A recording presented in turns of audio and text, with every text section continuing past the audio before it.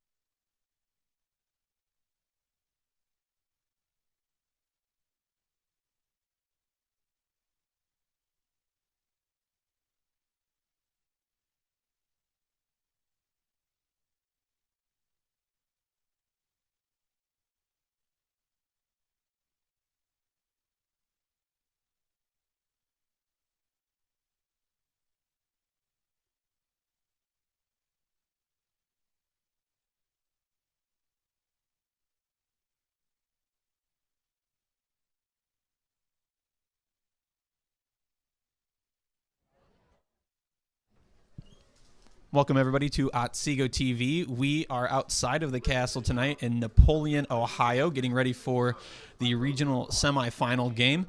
I'm Kevin Vollmer alongside my partner in the booth tonight, Gordon Digby. We're excited to get this game rolling. We just want to give you a quick heads up before the anthem goes on. We are having a lot of technical difficulties, so stick with us. We'll make sure the action happens. Thank you. Please stand and place your right hand over your heart and proudly sing our national anthem, which will be conducted this evening by Otsego High School Band Director, Mr. Rich Dubler. Ladies and gentlemen, our national anthem.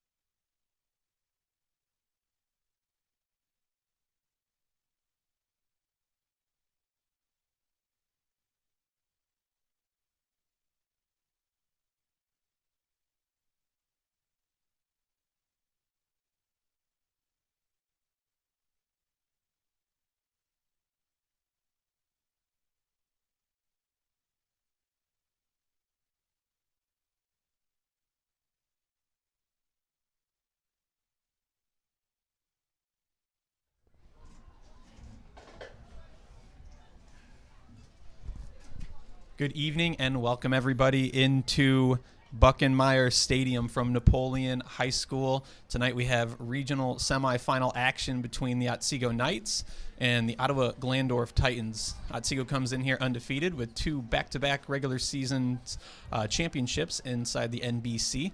Otsego is 11-0, and Ottawa-Glandorf comes in at 9-0.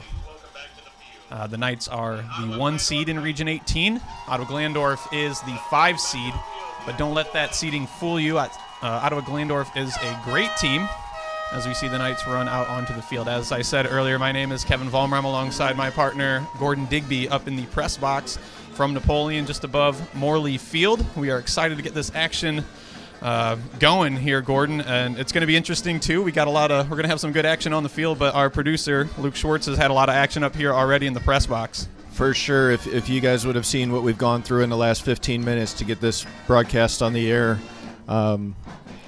it's been an amazing effort by Luke Schwartz to get us on air.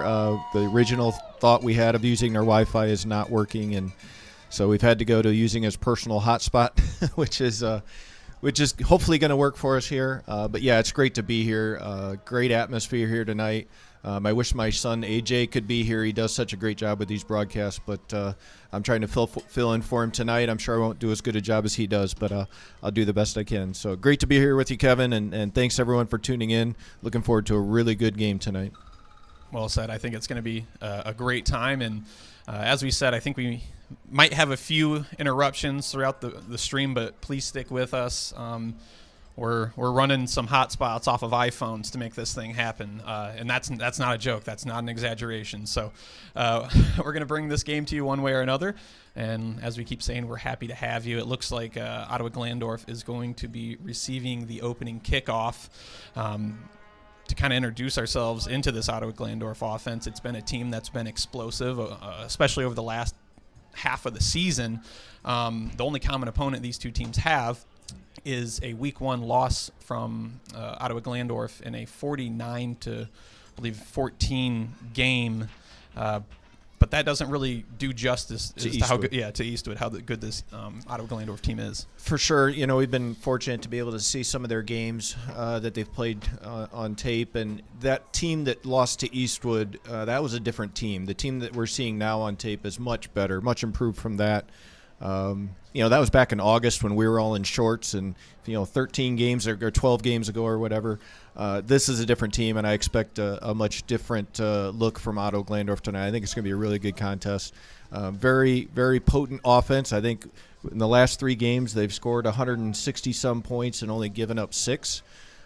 So yeah, they're playing very well right now, and I expect this to be a really good game. Yeah, just over the last 3 games, which include their first 2 playoff games and their final regular season game, Ottawa-Glandorf averaging 464 yards a game, just putting up video game type numbers here too. I mean, they've scored 34 points and then 41 points for 2 straight games. And last round in the regional quarterfinal, they beat Waynedale 54-0. They've had, I believe, they've had 4 shutouts in their last 6, 5 shutouts defensively on the season. So this team has a great passing attack. They can run the ball well, too, as needed, but the defense has just been stellar for them in the last half of the season. Yeah, and I think, the weather conditions tonight are very chilly. We had rain or light mist for most of the warm-up, but right now that seems to have stopped, so that's good. But it is quite cold, a light wind out of the south. And during warm-ups, when the kickers were warming up, I don't think the wind was affecting the ball too much. So, yeah, it'll be interesting to see how the weather affects the game. But right now it's looking pretty good, so other than being cold. Yeah, other than being cold. We got the windows open up here. The hands are a little chilly, but it's definitely a chilly night in Napoleon. Also looking into this Ottawa-Glandorf team, as we mentioned, the offense, explosive. They're led by the senior, first-year starter, Landon Jordan, number 10. He's thrown for almost 2,500 yards this season, 26 touchdowns and 6 interceptions. Yeah, we're about 1 minute before kickoff. So it looks like Ottawa-Glandorf is going to come out and return this kick. Jerwa's looking like he's going to kick off for us on this one. Yeah, looking forward to a great game. So hopefully the stream holds out for us here. And, again, if we have any technical difficulties, I hope you stay with us. We're fighting through it the best we can.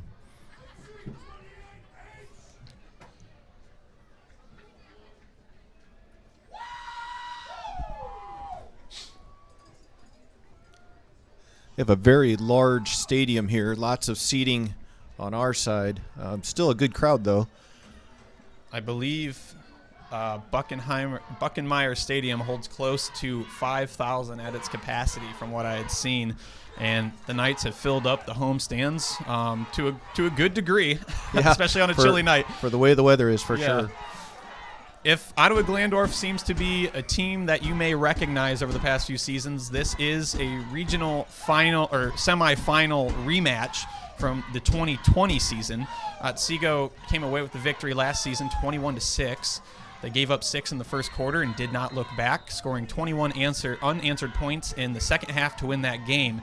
And so tonight we're going to do it all over again as Joseph Jerwa kicks that one deep to Ottawa-Glandorf. They fielded around the 10, and he is met hard at the 29-yard line. I believe that might have been number 67, Micah May, on the hit.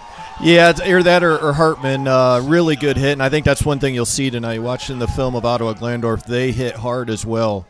So if you're a receiver trying to cross the middle of the field, watch out because they hit hard as well. But, yeah, really good tackle, good stick there by Otsego. This Ottawa-Glandorf line is on average 6'3", 250 pounds, which is about 50 pounds heavier than the Otsego offensive front. And on the first play from scrimmage, looks like we're going to get an encroachment call. Yeah, a little pregame or first snap jitters there. I think everybody's hyped up and ready to go. And a big game like this, things like that will happen as the game goes on. I'm sure that the guys will settle down. But, yeah, a lot riding on this game. There's one of these teams tonight is going to have to go home after tonight, and their season's over. So, yeah, very, very important game tonight. We've been saying it over and over again. There's a handful of seniors on each team fighting to go 1-0 every single week from here on out. A late shift there. I haven't seen that in their tape that we've seen, so that was interesting. And immediately on first down, they're going deep, and they're looking for Colin White on the near side of the field. That one falls incomplete coverage from Brady Nicely. Brady Nicely. Yeah, really good coverage. He was about a half step behind, but he was right stride with him and got his hand in there right as the ball got there. Nice defensive effort.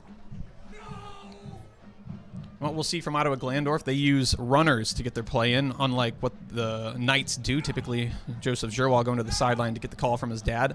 You'll see Ottawa-Glandorf mixing in different receivers each play, running in the play to the huddle.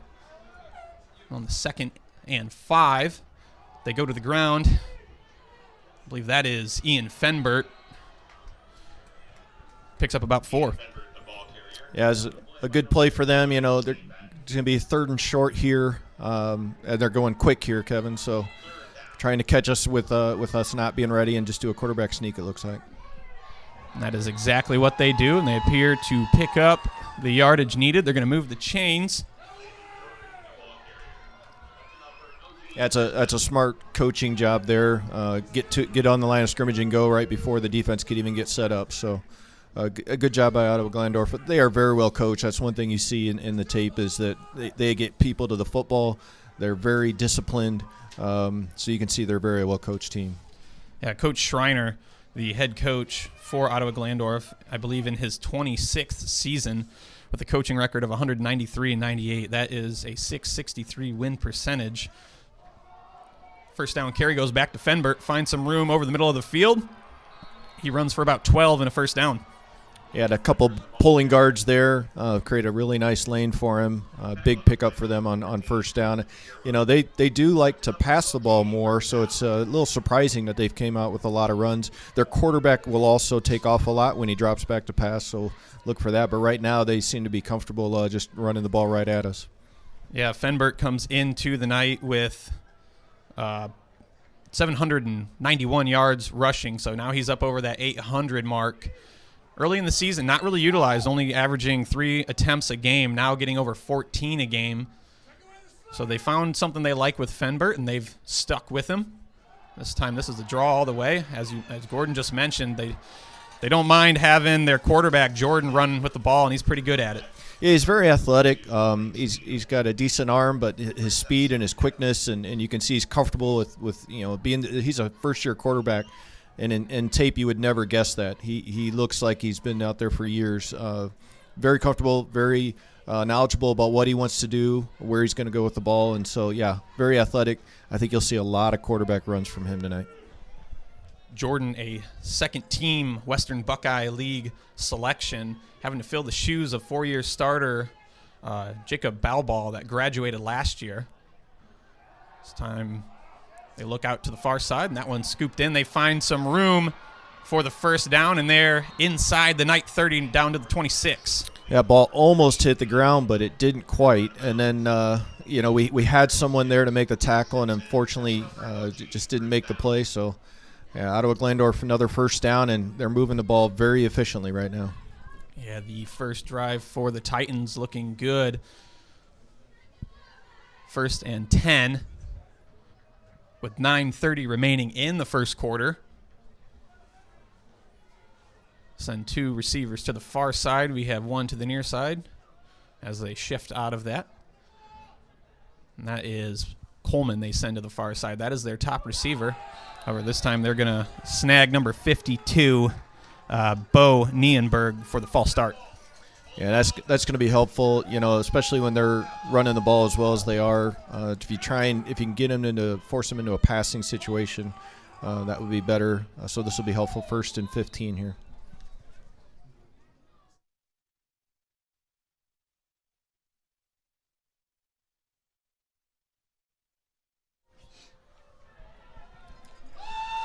First and 15 after the false start. Jordan keeps this one.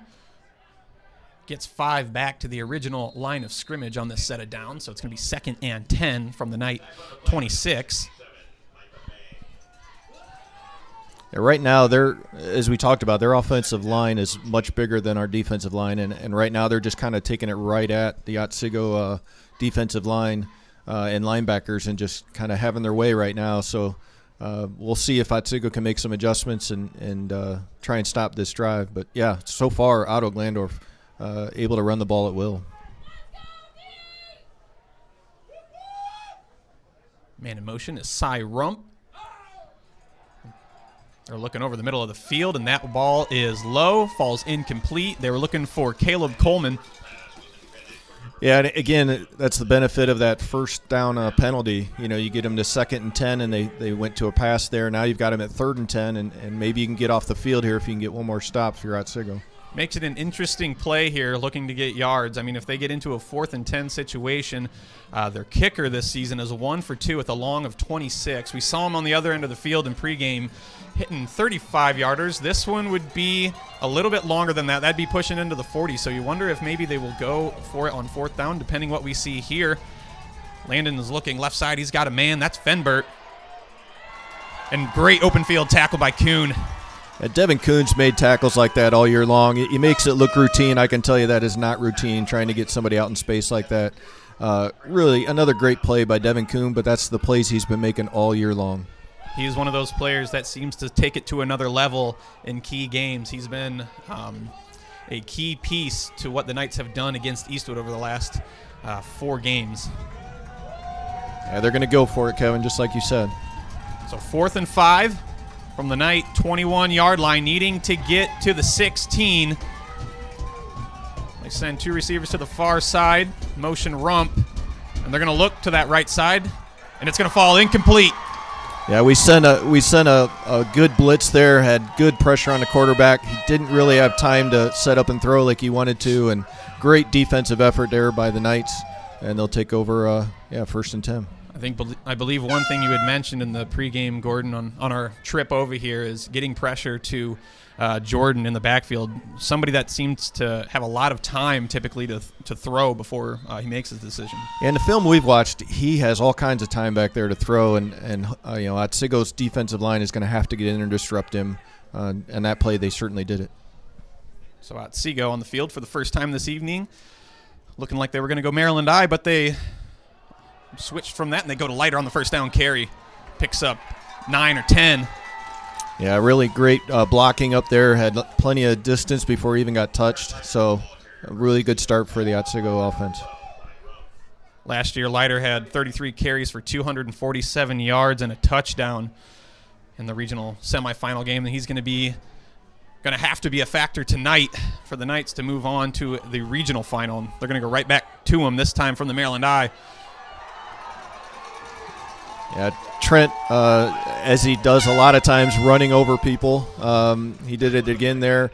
That was the Maryland I, and again, just going right at the defense. Nothing fancy, nothing tricky, just power football right there, and first down for Otsego. Yeah, it's actually pretty impressive to see when you see these teams that Otsego plays. They typically are outsized, but they're never afraid to just say, we're going to send our guys at your guys, and good luck. Yeah. 1st and 10 from their own 38-yard line. They go Trent to the far side this time, and he picks up about 8. Yeah, Blake Steele is a lead blocker out there. He let Blake get in front of him and lead the way and had a real nice pickup there. Already about halfway through this opening quarter, down to 6 minutes. And the Knights are near midfield on their first drive of the game after forcing a turnover on downs from Ottawa-Glandorf. It's 2nd and 3 here. 2nd and 3. They have trips to the near side, Leiter in the backfield. And they give that one to Leiter, who just pushes across the first down marker. It looks like they're going to move the chains right at the 49.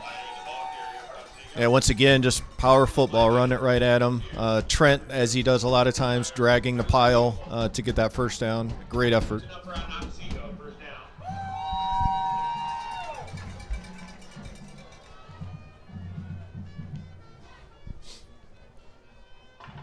So with 5:30 remaining in the opening quarter, the Knights have a fresh set of downs. It's 1st and 10 from their own 49.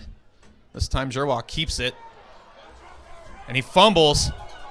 The ball is still out, and it looks like Ottawa-Glandorf might have fell on that one somehow before it fell out of bounds. Yeah, so close to going out of bounds.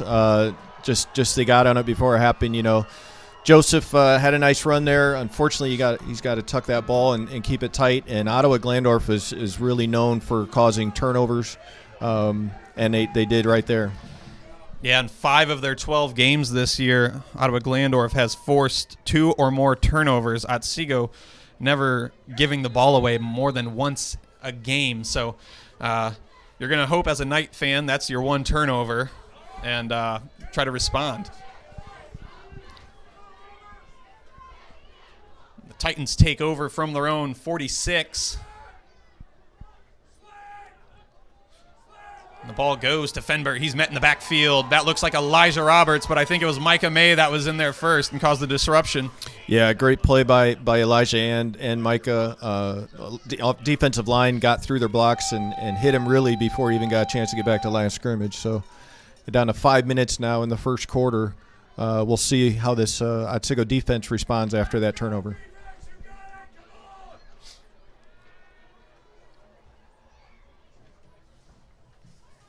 Micah May has been Elijah Roberts has been a force on that defensive line this year, having 11 tackles for loss coming into the season. It does look like they gave him they got him back to the line of scrimmage before he was brought down that time, as we see Jordan dropping back, this time with time, looks over the middle, and that one's picked off. It's Joseph Gerwa. This time he slides. That's his first pick of the year. He's had a few of them come out his hands, but he finally gets it, Gordon. Yeah, the one last week, I think he wishes he could have back, and that one he did the same thing as he did last week, but this time he grabbed the ball and took it for a couple of yards and took the slide. Very smart move, but big turnover. You know, that's something the defense needed to do to get that ball back. Great job by Joseph. Probably feels good, too, when you get the ball back after you were the one that just lost it only just a few plays earlier. Great point. So the Knights get the ball back after the interception from Jordan, only his 7th on the year. Yeah, this time the Ottawa-Glandorf defense had 5 people on the line. Looks like they're trying to stop the run a little bit here. And Trent Leiter was patiently waiting, trying to see if a hole would open up for him, but nothing seemed to open up for him there, and he gets about a yard on first down. Yeah, I think they switched up their defense there. Before that, we were seeing a lot of three-man front, 3 linebackers and 2 safeties. That time they kind of stacked the line of scrimmage and said, okay, if you're going to run, we're going to try and stop you there and make you throw it. So we'll see if they continue that or if that was just a first down thing. 2nd and 9 with 3:50 remaining in the first quarter. Hellberg and Kuhn to the far side of the field. Steele is the motion man. And this time they're going to go to Steele on that far side. He had room, but the ball not quite where it needed to be, it looked like. Yeah, Joseph had a guy right in front of him that made him kind of alter his throw. So unfortunately he couldn't complete that. If it would have hit him in stride, he definitely had some room in front of him. But, yeah, they had a single safety that time, and they still had 5 guys on the line of scrimmage, so definitely still trying to stop the run on that defense. The Knights looking at 3rd down. They are 45% on 3rd down this season. The Titans only allowing opponents to convert 35% of the time. Yeah, they're back to the cover two safeties here, so more of a pass defense. Zerwal is going to roll out to his left side. He has Hellberg over there, but that one sails over his head, and so 4th and 8 from the Ottawa-Glandorf 46, or 47 rather. So far, it looks like we might be going for it here. We'll see. 3 minutes, 33 seconds left in the first quarter. Both teams' punters are their quarterbacks, but this is going for it all the way, it appears. Ottawa-Glandorf had their punt return team out, so they ended up having to call timeout there when they didn't think we would go for it, so they were not prepared for that. So Ottawa-Glandorf going to call their first timeout of the first half with 3:33 remaining in the first quarter. Big 4th down coming up for the Knights. 4th and 11 from the Ottawa-Glandorf 47-yard line. Yeah, and I guess, 4th and 9, typically, an Otsego team would punt it here. I guess it is a little surprising that we've kept our offense on the field there. But I think that goes to show you how much respect we have for the Ottawa-Glandorf offense. I think we're expecting them to be able to put up some points. They've moved the ball well early.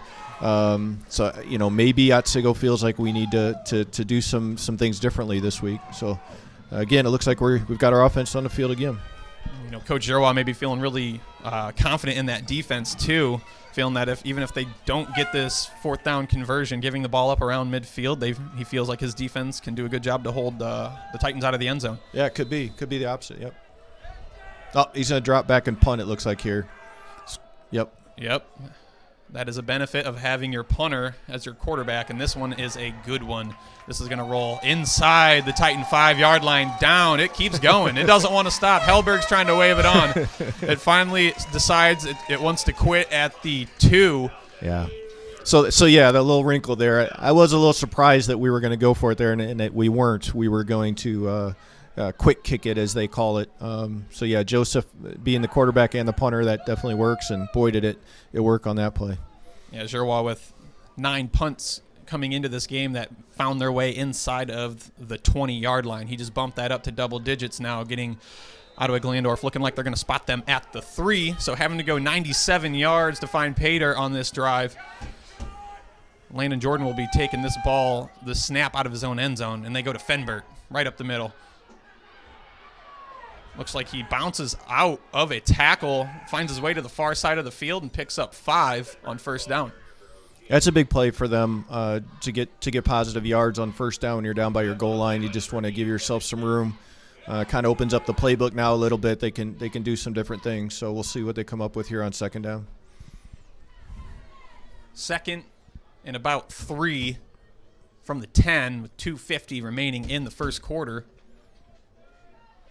This time Coleman and Meyer on the near side of the field.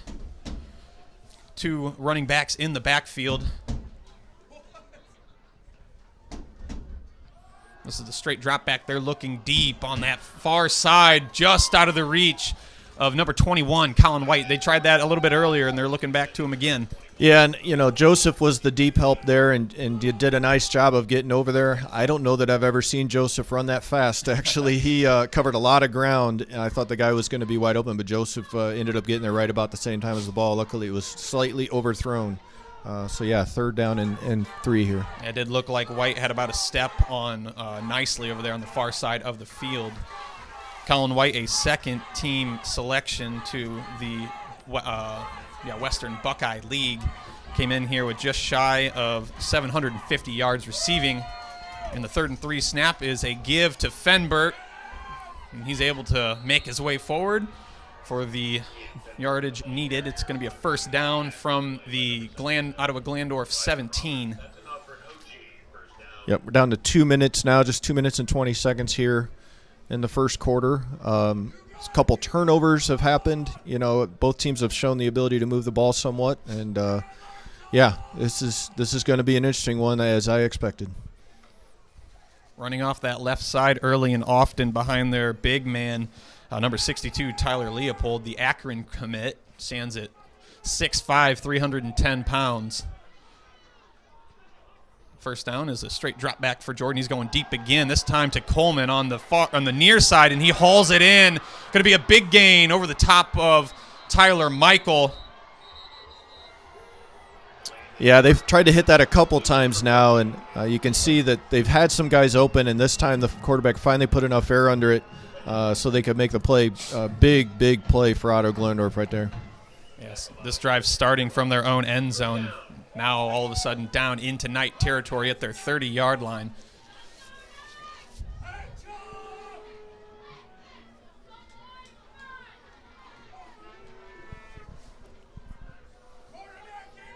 First and 10. Titans come out in a pistol set. They pull that one in. They're looking far side. It's Coleman, and he has plenty of open space. Jerwall there trying to rip the ball out, but Coleman's able to hold on to it and falls down right around the 8-yard line. Yeah, that play, they had another receiver kind of come and pick our corner, so our defender couldn't get out there to try and stop it. The receiver for Ottawa-Glandorf timed it just right so that he waited till the guy caught the ball and then had a great block on the outside, wide open out there. The Knights were able to rally and bring Coleman down around the 8, needing to make a stop here on 1st and goal for the Titans from the 8-yard line. They motion Coleman across, or rump across rather, and we got a timeout from the Knights. I think Otsego wanted to regroup a little bit there. That Ottawa-Glandorf's been moving the ball pretty easily on this drive. I think Coach just wanted to take a timeout and talk to the guys, try and get a defensive stand here, 1st and goal at the 8. We're down to 1 minute and 17 seconds left here in this first quarter. Yeah, so far a scoreless opening quarter, but the Titans knocking on the door of the Knight end zone after starting this drive from their own 3-yard line. As Gordon said earlier, we've seen each team trade a turnover. One was a fumble from Jerwall, and then just a few plays later, Jordan threw an interception. Jerwall was actually the one that picked it off. Since then, the Knights punted it back to the Titans, and since they've been able to regroup and drive down to the Knight 8-yard line. So the Knights will come out of the timeout and try to make a stand here. And what we've seen, Ottawa-Glandorf likes to run the ball in these situations. They'll spread everybody out, and it'll either be the halfback or the quarterback on a straight up the middle run, typically. This time, it's going to be Jordan. Calls his own number, picks up 3 on the first down carry. Yeah, I think as strong and big as their offensive line is, I think we'll probably see 2 more of plays similar to that, but we'll see. Yeah, when you get everybody spread out and you've only got 7 defenders in the box, it makes it tough to stop when you've got big offensive linemen like that. So we'll see what Otsego can come up with here. On the second down play, Jordan dials up his own number again, Or actually, that's Coleman from a wildcat sort of formation, and it looks like Coleman's able to find enough grass to make his, or turf, I guess, today, and make his way into the end zone for a Titan touchdown. It is 6-0 with 38 seconds remaining in the opening quarter. Yeah, he ran into his own offensive lineman. I thought we were going to be able to get a stop there, but no, he kept his feet going and got into the end zone. Nice drive there for Ottawa-Glandorf. The kicker for this Titans offense is number 59, Dylan Burkmeyer. He is 76% on the season. And another interesting situation here with an encroachment, so we'll see what they decide to go to. Yeah, a lot of times in this situation they may go for 2. Actually, it looks like they're going to decline it and go ahead and kick the extra point. But sometimes you get down there to the 1 yard line, they'll decide to go for 2. But Ottawa-Glandorf electing to decline the penalty and kick it. So as we said, Burkmeyer, 76% on his PAT tries this season. This one is up, and it looks like it went wide left, and it did. So another miss. That could play a factor tonight. Kuhn being a 92% career PAT kicker, and Burkmeyer being 76%. You know, it's a possibility that the PATs could come into play later in this game. Yeah, we'll have to keep an eye on that. You know, a lot of games when it's 2 good teams like this can come down to something like that. So, but yeah, what a drive by Ottawa-Glandorf, starting way back in their own side of the field, and seemed to be able to do what they wanted offensively. Had some big pass plays. So we're gonna have to shore that up on Otsego. Will have to shore that up on defense. This is a pretty similar scenario to last year's regional semifinal, where the Titans went up on the night 6-0 in the first quarter. We had a scoreless second quarter last year, and then the Knights scored 21 unanswered in the second half behind big runs by Leiter.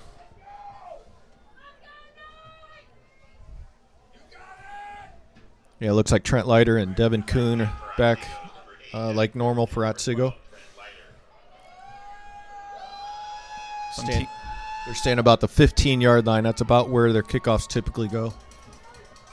We'll see some teams here and there just decide to try to squib it against this night return team, but they are sending this one deep.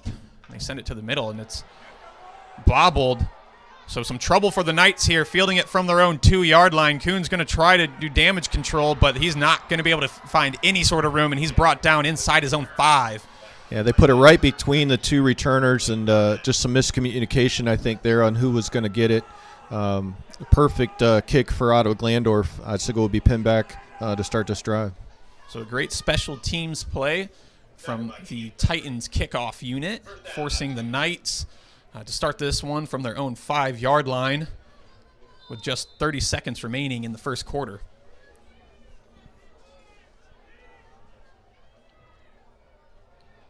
First down is a give to Trent Leiter. He's met early by a handful of Titans. Yeah, interesting there that we came out in a spread formation and a shotgun by our own goal line. Usually you would think of Maryland Eye there and just kind of power at them, but I think they wanted to spread the defense out a little bit and see if we could get some space for Trent to run in. It looks like they may just let this clock wind down, and we'll swap sides of the field and start the second quarter with the Knights looking at a 2nd and 8 from their own 8.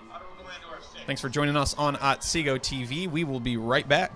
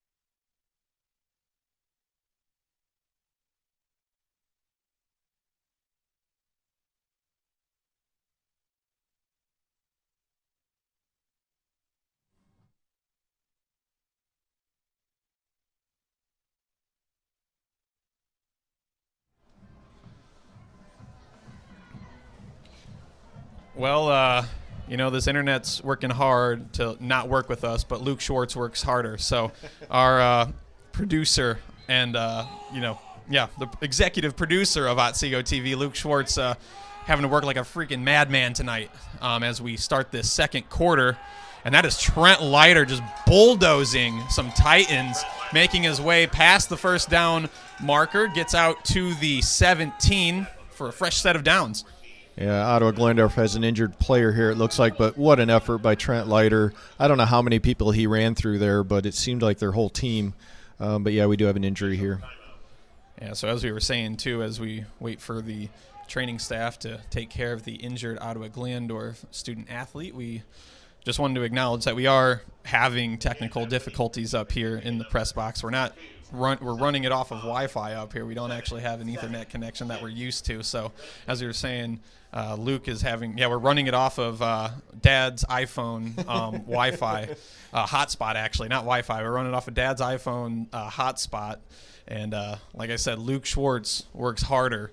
So he's throwing this together. So if any of you see Luke Schwartz in the next week, make sure you thank this man. And also got Caden Knapp up here, the assistant producer is what I would say, running the alternate camera, helping out, making sure everything goes as smoothly as possible. These guys are out here early today trying to get everything set up. So, and Ginger Karras, we can't thank Ginger enough for the video she provides as well. Usually she's outside up top, out braving the elements. This time she gets to be inside, so a little bit nicer setup for her, but can't thank her enough for the great video that she does for us as well. Yeah, all you and I could do today was just kind of stand off to the side and helplessly look at them trying to run around like chickens with their head cut off. Yeah. But they made it work for us, and we're happy that we can make this stream happen as we see the player, the injured Titan, is up and walking his way off the field. So it's great to see, and it looked like it was number 52. 52, I believe, yeah. Yep, that's Bo Nienberg, so the senior.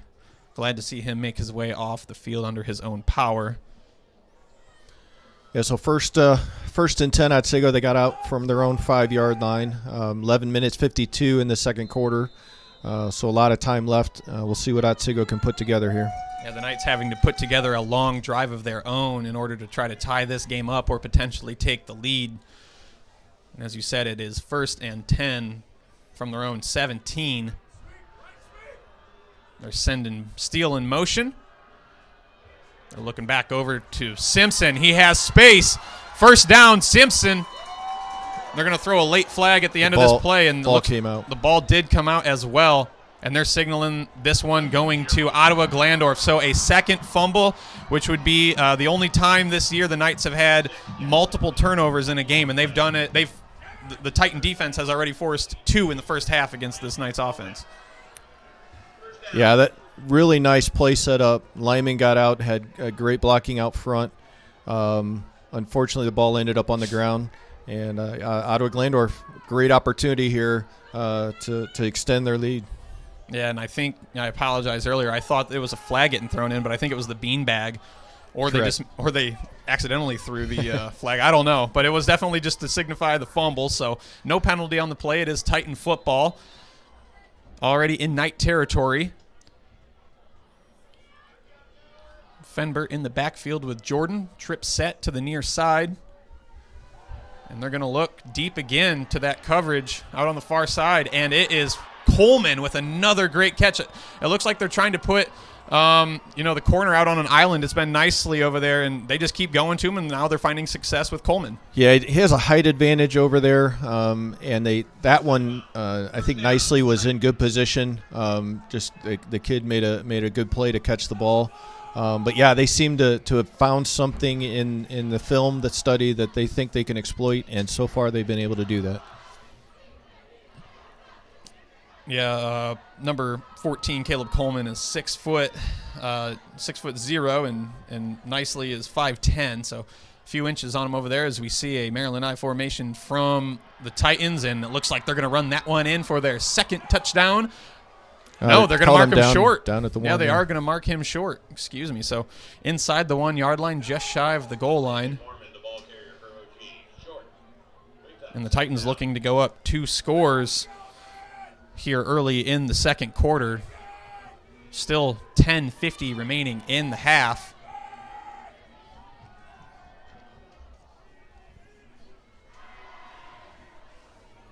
Maryland Eye again.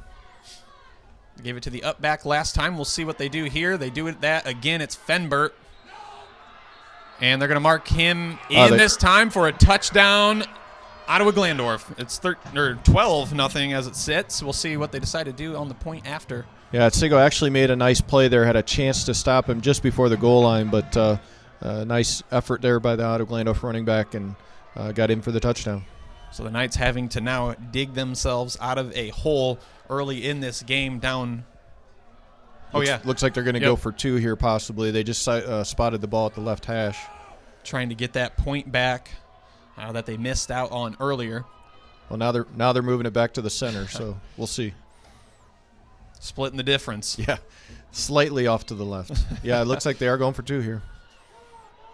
Again, I would expect they would spread everybody out in a quarterback run or a halfback run right up the middle. Jordan looking to take the snap. They send one in motion. And they're actually going to roll and look to that far side. And great play. I think that might have been Joseph Giroir came up and batted that one down. Yeah, great play by Joseph there. Looked like the guy was open for a second, but Joseph came up, made a great play on defense there. You would never know that he hasn't played defense all year. It's only been a couple games, but he's played well on defense here tonight for sure. Yeah, so Joseph Giroir playing great in the secondary. They're going to need him offensively to really try to bring this Knights offense back into the game. So far, I mean, they've had a few promising drives, but those drives have ended in fumbles. So they've had a few big plays in just a few of their opening drives, and like we said, unfortunately, those have ended in fumbles. The one that they did not turn over on a fumble was punted away after an interception. So had a chance to get some points on a takeaway, unable to do so. And outside of that, drives that have stalled out and been turned over to this Titan team. Yeah, turnovers are one thing that we talked about before the game. We didn't get to do our full pregame show, but looks like we have a scoreboard issue now. The scoreboard has gone out, so they're pausing the game for a second. So at least we're not the only ones having technical difficulties. Luke, get down there. But yeah, we were talking about on the way over here today. Turnovers being the one thing we'd have to be careful of. And clearly that's been an issue for us in this first half so far.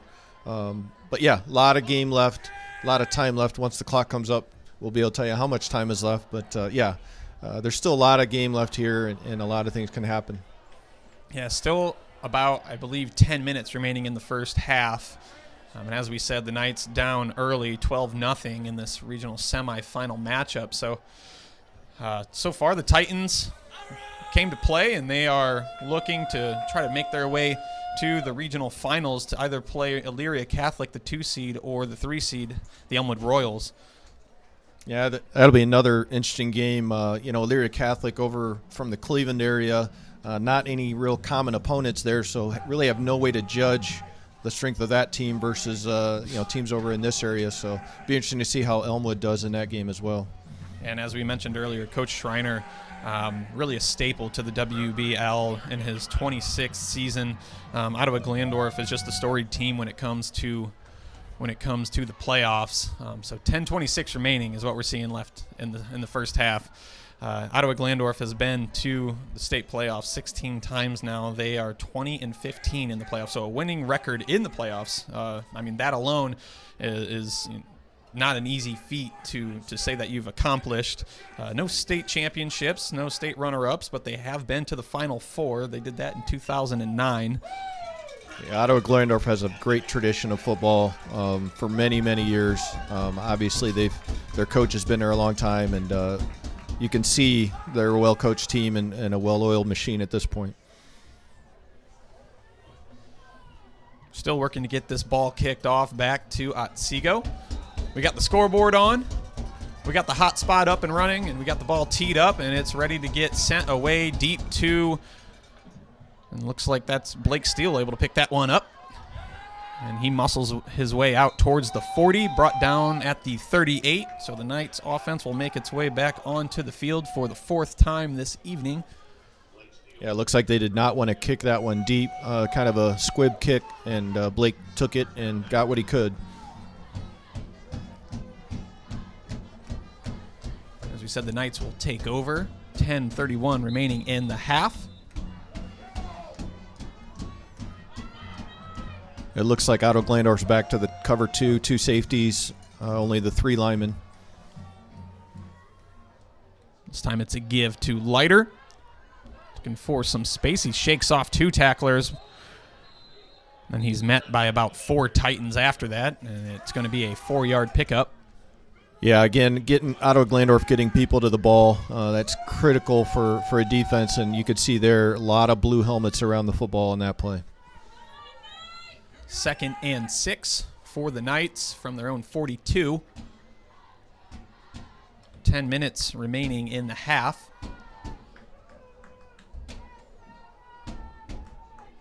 They send trips to the far side. O'Brien at tight end on the near side with Leiter in the backfield. And it's another give to Leiter. Oh, no, it's not. He pulled that one out. Jerwal pulled that one out looking for Kuhn, who dropped it right around midfield. Yeah, and it's hard to say. He had a defender on his back hip, but boy, if he'd have hung on to that one, I don't know. He may have taken it to the house. There was no safety back there. They had brought everybody up onto the line of scrimmage. I think they're expecting a run on that play, but yeah, just Kuhn is really good, has great hands. Just missed that one. An unfortunate drop for the Knights. So instead of a 1st and 10, they're in a 3rd and 6. They have Steele and Leiter this time with Joe on the backfield, and they do go to Leiter on 3rd down. He has space, breaks away, breakaway speed inside the 20. It's going to be a Knight touchdown in there on the board. Yeah, great play. Had a nice lead block there. Offensive line doing a great job of getting him a crease, and boy, all you have to do is give Trent a crease, and he's got the power to run people over, but he's also got that speed, and you saw it there. Yeah, 9:32 remaining in the half. The Knights get themselves on the board, and they are not going to be a victim of this Titans defense as another shutout. They're on the board at 12-6. Going to look for the PAT from Kuhn. Big response there by Otsego. A lot of things haven't gone well in this first half, but right there was a big play for him. As we said, Kuhn a 92% PAT kicker. This one is up, and it appears to be good. It is. So a 12-7 game here with 9:32 remaining in the first half from Napoleon. That was a 3rd and 5 play. Again, Ottawa-Glandorf had their 3 linemen, cover 2 safeties back, and once the guys hit their blocks, he was gone. So great offensive series there for Otsego. We'll look and see what the defense can do here, or what Ottawa-Glandorf, how they respond.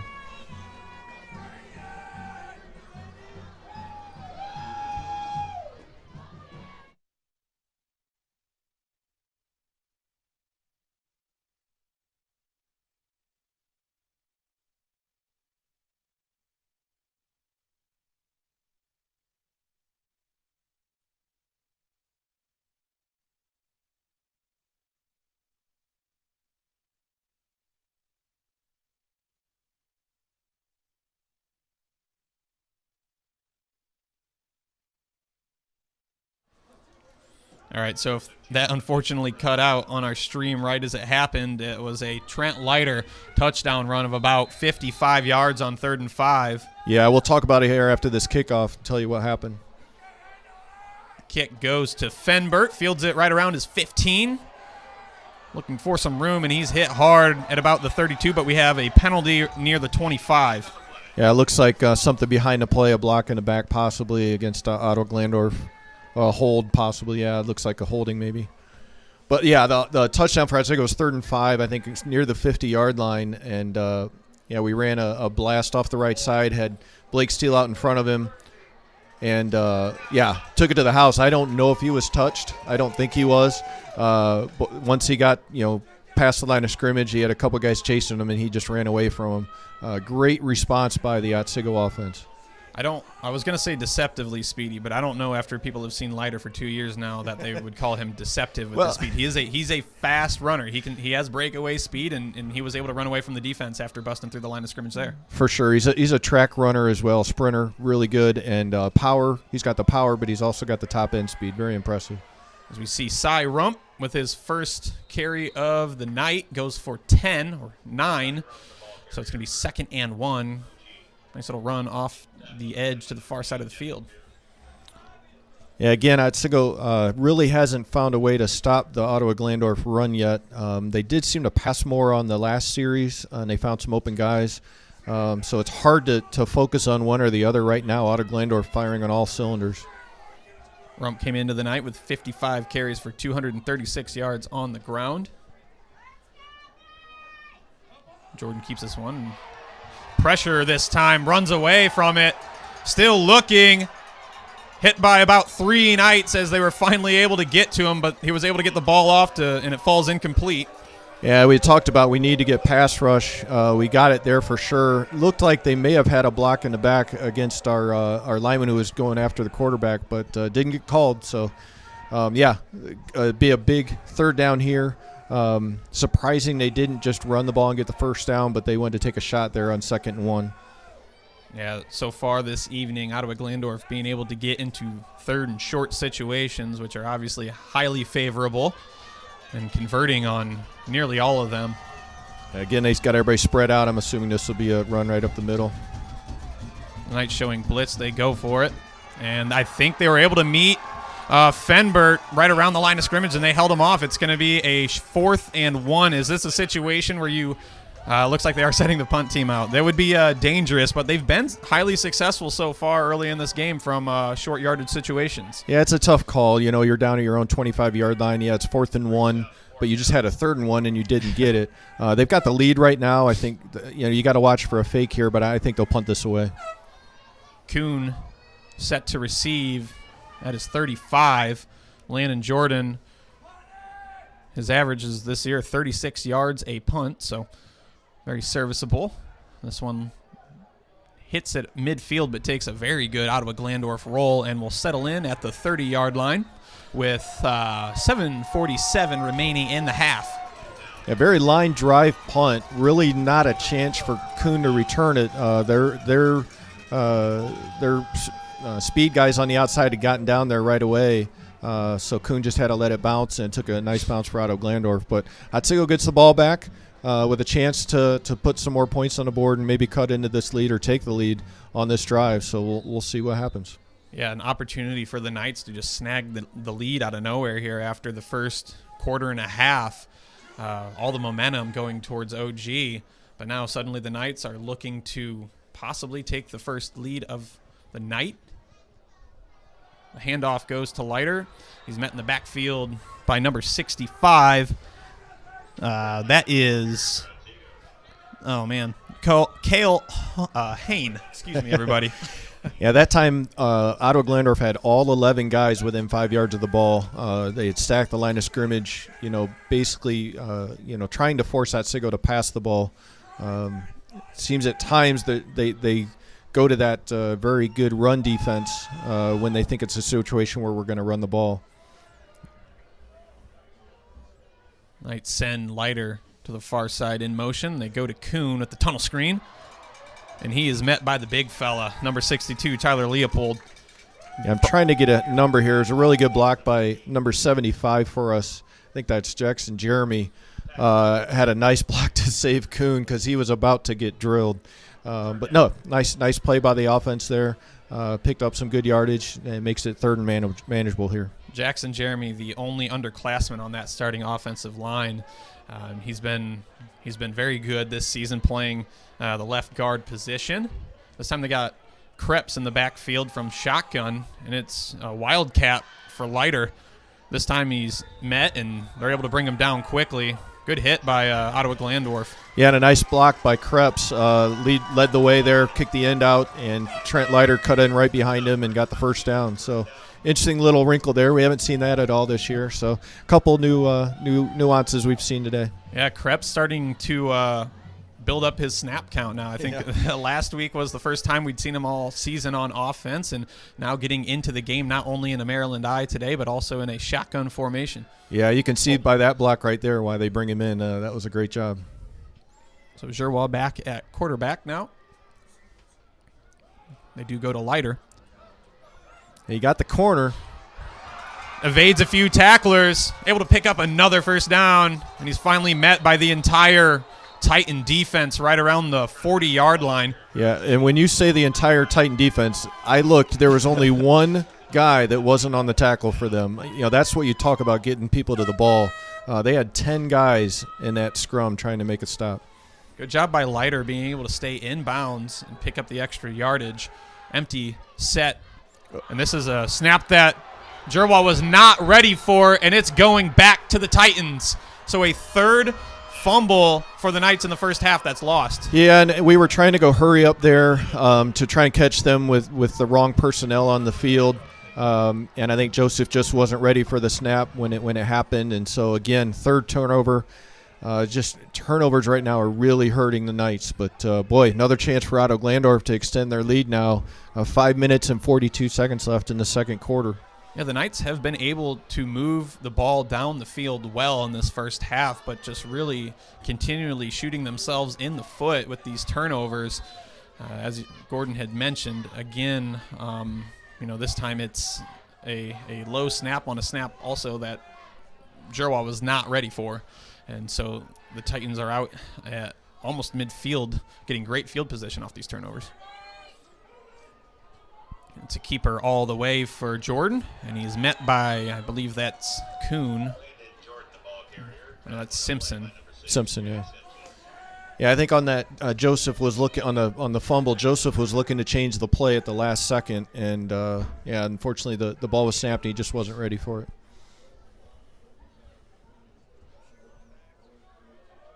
So this Knights team really leaning on its defense in the first half to keep it within a one-score game. Seeing a lot of this from the Titans tonight, lining up in one set and shifting out of that before the snap. And this one's going to be a pass all the way to the left side, but it is behind Fenbert, who was unable to bring that in. Pass from Jordan behind his receiver. Going to be a 3rd and 5 from the midfield. Yeah, we had full man across the board there. No safety back whatsoever. So I'm a little surprised he didn't go downfield on that one. But, yeah, 3rd and 5, big play here for the Otsego defense. Exactly 5 minutes remain in the first half.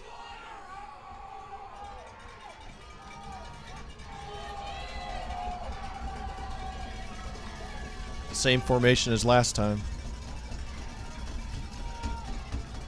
Jordan's dropping, looking deep again for White. Working his way around, unable to bring that one in. The pass is low, falls incomplete. Complete pressure got to Jordan that time, and he just had to get rid of it. He did, and we were coming up the field to try and stop the quarterback, assuming he was going to run. If 21 catches it there, he's in the end zone, I think, if he catches it standing up, because there was nobody behind him. But good stop for the Otsego defense there, and forcing a punt by Ottawa-Glandorf. So good job by this Knights defense forcing a 3-and-out after the turnover. Jordan's going to have to send this one away with Kuhn standing at about his 10. This one lands out of bounds outside of the 20-yard line. I believe they're going to probably mark this one off right around the 21. That they do. So the Knights offense will come back out onto the field. I believe, Gordon, I'm not sure exactly how many drives they've had tonight, but they may have turned the ball over on a fumble on half of their drives so far, if not more. Yeah, for sure. We had the one touchdown and the 3 turnovers. I think we've punted it once. It's not been a great first half for the Otsego Knights, but they're still battling. Only down by 5 right now, and a chance to go in before the half. 4 minutes 40 seconds left in the second quarter. I believe this is the 6th drive for the Knights, and that is Trent Leiter, who's met about 1 yard off the line of scrimmage, and we got some flopping going on the field. Yeah, it's a tough one. Everybody's still playing to the whistle, and then the whistle blows, and you already got your momentum going. It's hard to stop and stop mid tackle right there. So good no call, I think, by the referee there. No real harm done there. Agreed. They're going to give Leiter a yard on the first down carry. 2nd and 9. Knights looking to respond after the defense was able to force a 3-and-out. The second down snap, Jerwal pulls this one in, looking to the near side. He has Simpson, and it looks like a great catch. They're going to give it to him. Nice haul by Jack Simpson there on the sideline. Well, and a nice pass by Joseph Jerwa. There was a defender. If he would have – oh, now they're saying it was incomplete. Another ref came in and said it was incomplete. But Joseph's throw, if he would have thrown that on a line to the receiver, it would have been intercepted. He put it in the only spot where we could catch it and the defense couldn't get to it. It was a perfect pass, and it looked like a really nice catch. But, yeah, they've waved it off and said it was incomplete. Yeah, that's kind of out of our view. We had the Knights sideline in front of us. So, unfortunately, the initial call was overruled quickly, and so instead of a fresh set of downs, the Knights are faced with a 3rd and 9, and they're going to call a timeout, the second of the half for the Knights. And Coach Jerwa was not happy with that call. He thought we had a reception there and didn't have the play he wanted selected there, I think, so just wanted to call timeout and regroup with the guys. Yeah, but like I was saying, I saw the defender there and I thought, oh, Joseph, if you throw this ball, this is going to be a pick six. But he put it in just the right spot where the defender could not get to it. Unfortunately, just the receiver couldn't bring it in on the sideline. The Knights struggled in the first half of the year completing passes. I don't know if it was just trying to find a rhythm from what the experience they had lost last year, but Jerwa early on was only completing about 45% of his passes. However, in the second half of the season, the passing game has come alive, and they've been very efficient, with Jerwa completing 67% of his passes. Yeah, and I think when you establish a good running game, that makes the passing game a lot easier. Trent Leiter's been able to run the ball very effectively, and so that opens up your passing lanes. And the Otsego offense has been very good until tonight. The turnovers have really hurt them. Again, a lot of game left. 3 minutes, 54 seconds left in the second quarter. 3rd and 10 here. So big 3rd and 10 play. Jerwa pulls this one in. It looks like he's got Kuhn, but they're going to go to Hellberg, and they're going to call this one incomplete as well. I thought he had that one. But I don't know. I thought it hit the ground, but it was a tough one. But Devin Kuhn was wide open deep. It's just Joseph had pressure and couldn't step up and throw like he wanted to. So he ended up going to Hellberg. But, 4th and 9 now. Otsego be forced to punt here. Yeah, so for the Knights, an unfortunate ending to this drive, it appears, as they go 3 and out from their own 21, really just not able to get anything going on this drive. So that was the 6th drive of the game for the Knights. 3 fumbles, 1 touchdown, and now 2 punts. And they let this one land, and it makes its way out of bounds at the Ottawa-Glandorf 39.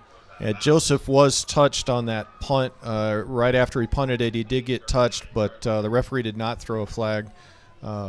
Joseph with some pretty good acting there, I think, to try and draw a flag, but the ref said no dice. So the senior, Landon Jordan, will lead his offense back out onto the field. Once again, this Knights defense really needing to make another stop to keep it a 1-possession game. 3 in the backfield for the Titans. However, they shift out of that formation. Instead, they got 3 receivers and a running back. They're looking near side. They go to White.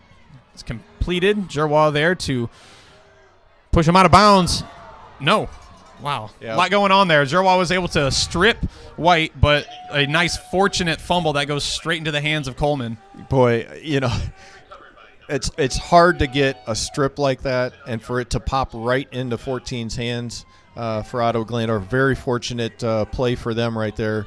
That very easily could have been Otsego ball. Yeah, Jerwa defensively has just been a hawk with trying to. I think over the last few games that he's played defensively, he's really been trying to strip the ball out, and he's been successful a few times. Yeah, right now he's given him a pretty big cushion, which allowed him to catch that pass. But you got to respect the speed and the depth that they've thrown. That is a draw play. Keeper all the way from Jordan picks up 7 on first down. Jack Simpson with the stop. Down to 2 minutes and 50 seconds left in the second quarter. The Knights do come out of halftime with the ball, though, so they will have a chance to get the ball at the half. Needing right now, though, to make a stop against this Titan offense. Down 12-7 here late in the first half. OG does have 2 timeouts left. We're down to 2 minutes, 25 seconds now. They've really been liking that single receiver, but this time they look to the far side. I believe this could be offensive pass interference. This is that pick play they've been running, but we'll see what they end up calling. Yeah, I didn't really see much over there, but it didn't really look like the defender was. Yeah, they're going to get him for offensive pass interference. Good call. I know you mentioned that earlier. I believe maybe near when they scored a touchdown earlier. Yeah, it's something I saw in film. The receiver or the wide receiver has to time his block just right, and sometimes they were getting there a little early. In that case, the ref saw it and called it. It was the right call. Pretty big penalty here, too. Going to set the Titans back into a 2nd and roughly 17 or 18 from their own 47, needing to get to the Knight 35-yard line. But as you said, 2 timeouts remaining for the Titans. 2:18 remains in the first half.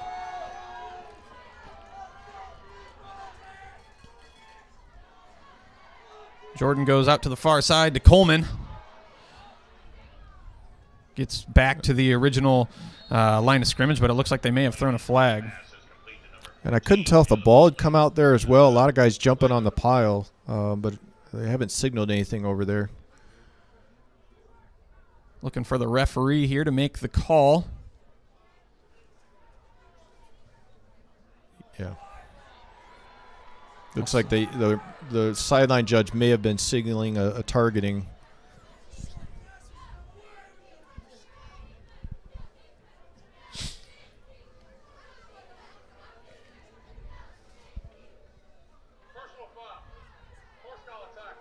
Horse collar. Okay.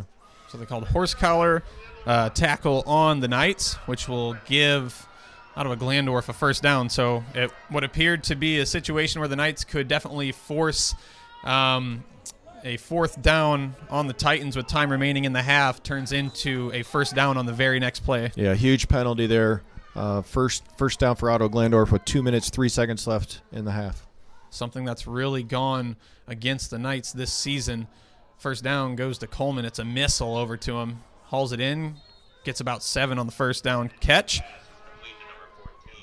And right now, the minute 47 left. Ottawa-Glandorf has plenty of time with 2 timeouts. They don't necessarily have to hurry here now that they're down near the 20-yard line.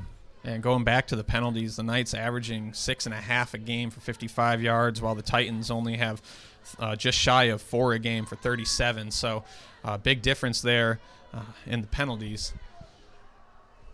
Clock down to 1 minute and 20 seconds. Second down snap. Jordan gets pressure. They're looking for the screen, and they have numbers over there, and that's going to be Fenbert. He's going to walk himself into the touchdown with 1:11 remaining in the first half. Yeah, caught Otsego on a blitz. We'd sent the house on that one, and we only had 1 defender left, and they had 3 guys out blocking 1 defender. That's going to be a touchdown almost every time. So nice play by Ottawa-Glandorf, anticipating the blitz and going in for the score. So as it sits, it's an 18-7 ball game here in the second quarter. And it looks like OG is going to go for 2 again. Try to get this score to 20. The play clock's down to 12 seconds. They're going to have to hurry if they're going to get this off. They may have to call timeout here. Down to 2. And they're going to give it to him here. Nope. They had a guy in motion at the line of scrimmage. That's going to be a false start or legal procedure penalty. Kind of surprised that Coach Schreiner didn't call a timeout there. Yeah, with 2 timeouts left, and unless he's going to try and get the ball back again here before the half might be what he was thinking. But be interesting to see here if he just kicks the extra point or if he'll go for 2 still. Yeah, it makes it a very interesting situation. As we have mentioned earlier, the long for Burkmeyer, the kicker for the Titans, is 26 yards. Looks like they're going for 2, Kevin. Yep.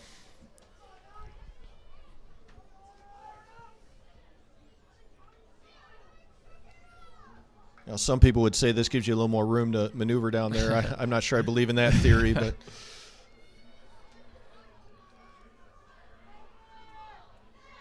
Down to 5 on the play clock again. They get the snap off, and they're looking to the far side. It's going to be a jump ball, and they're going to call it looks like they're probably going to call a pass interference on Joseph Giroir out there on the far side against Colin White. As a favorable matchup for us, our 6'6" Joseph Giroir with a ball just a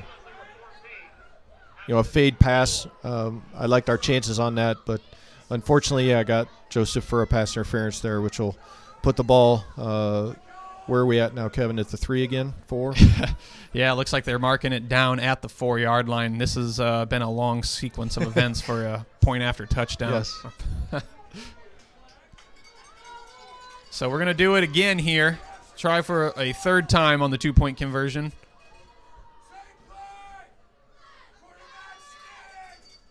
This time Jordan's looking to the near side. Another jump ball. He's got numbers for Otsego. And they're going to mark this one or call this one incomplete. Coleman thought he had it, but not quite able to reel it in. Yeah, I couldn't tell who was on the coverage there, but got his hands up and made the receiver bobble the ball. And he did end up catching it, but by the time he caught it, he was sitting out of bounds. So, yeah, again, another missed extra point for Ottawa-Glandorf, which makes it 18-7 Ottawa-Glandorf with 1 minute 11 seconds left in the second quarter. Knights needing a good drive this time to try to respond and possibly get themselves back to a 1-score game coming out of halftime. Yeah, right now they only have 1 timeout left, having called 2 already in the first half. Will be a tall order for Otsego to be able to put points on the board before the half, but I'm guessing they're gonna do their best. So far, the Titan defense doing a good job of forcing turnovers and limiting this Knight offense. Well, this season, Titans only giving up 213 yards a game defensively. That was good for second best in the WBL. Only giving up 114 on the ground and less than 100 at 99 yards a game through the air. That was the best passing defense in the WBL this season. This ball is fielded right around the 15. Kuhn shakes a tackler, and they're going to call I believe a 15-yard face mask on this one. Yeah, that'll probably be a 15-yarder, and that's huge, Kevin, because that's going to put the ball out past almost to the 50-yard line with only 1 minute 4 seconds left in the half. That's half the field already that you've gained. So big penalty there if it is a personal foul face mask. Yep, and they're going to mark this one as a personal foul. Yeah, you could see Kuhn, his whole head looked like it got yanked down there. It was a good return, and the 15 yards tacked on does not do any favor for Ottawa-Glandorf, but the defense has been good so far tonight. They've kind of bend, don't break. They've given up some yards, but they've really forced turnovers when they need to. For sure. It'll be interesting to see what Otsego does here. Just 1:04 remaining. Giroir with some time, looking deep for Kuhn, and he hauls it in on first down. And it's going to be close. They mark him down at the 1-yard line. Good job by Kuhn. Looks like the defensive back, Colin White, got a little bit lost looking for the ball. Well, and I don't think he thought Joseph could throw it that far, to be honest with you. He kind of slowed down thinking, that was too far, and Giroir threw a bullet down there to Kuhn, who had gotten about 5 yards past the defender and had to come back a little bit. But what a play by Otsego. Down to 47 seconds left. And they got Krebs back there with Steele in the Maryland eye. And the give is to Leiter. They're going to mark him short. Otsego does have a timeout left. Clock's at 32 seconds now. And looks like Otsego did call their timeout here. Trent Leiter looking to extend his touchdown streak to 20 straight games. Wasn't able to get it there on the first down carry. He had the touchdown earlier, though, right? So. Oh, yeah, I'm a dummy. Yeah, I'm a dummy.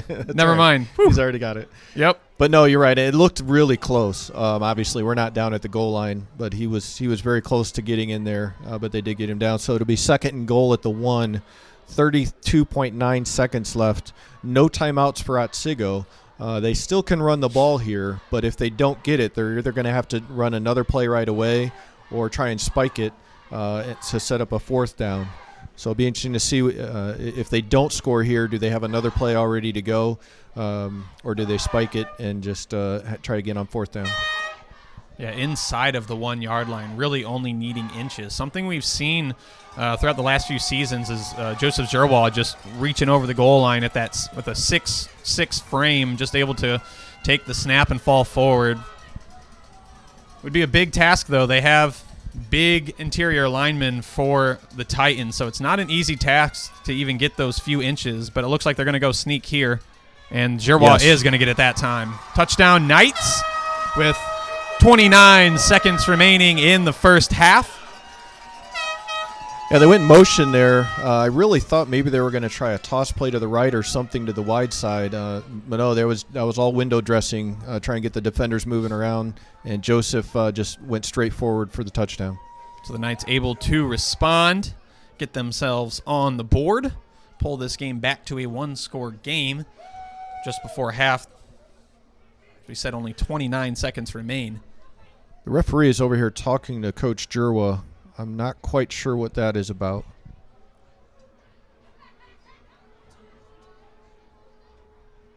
But nothing results from that. So, yep, it looks like 18-13 with 29.8 seconds left. Looks like we're going to go for 2. Otsego's going to go for 2 here. It would make it a 3-point game if they're able to convert on this 2-point conversion.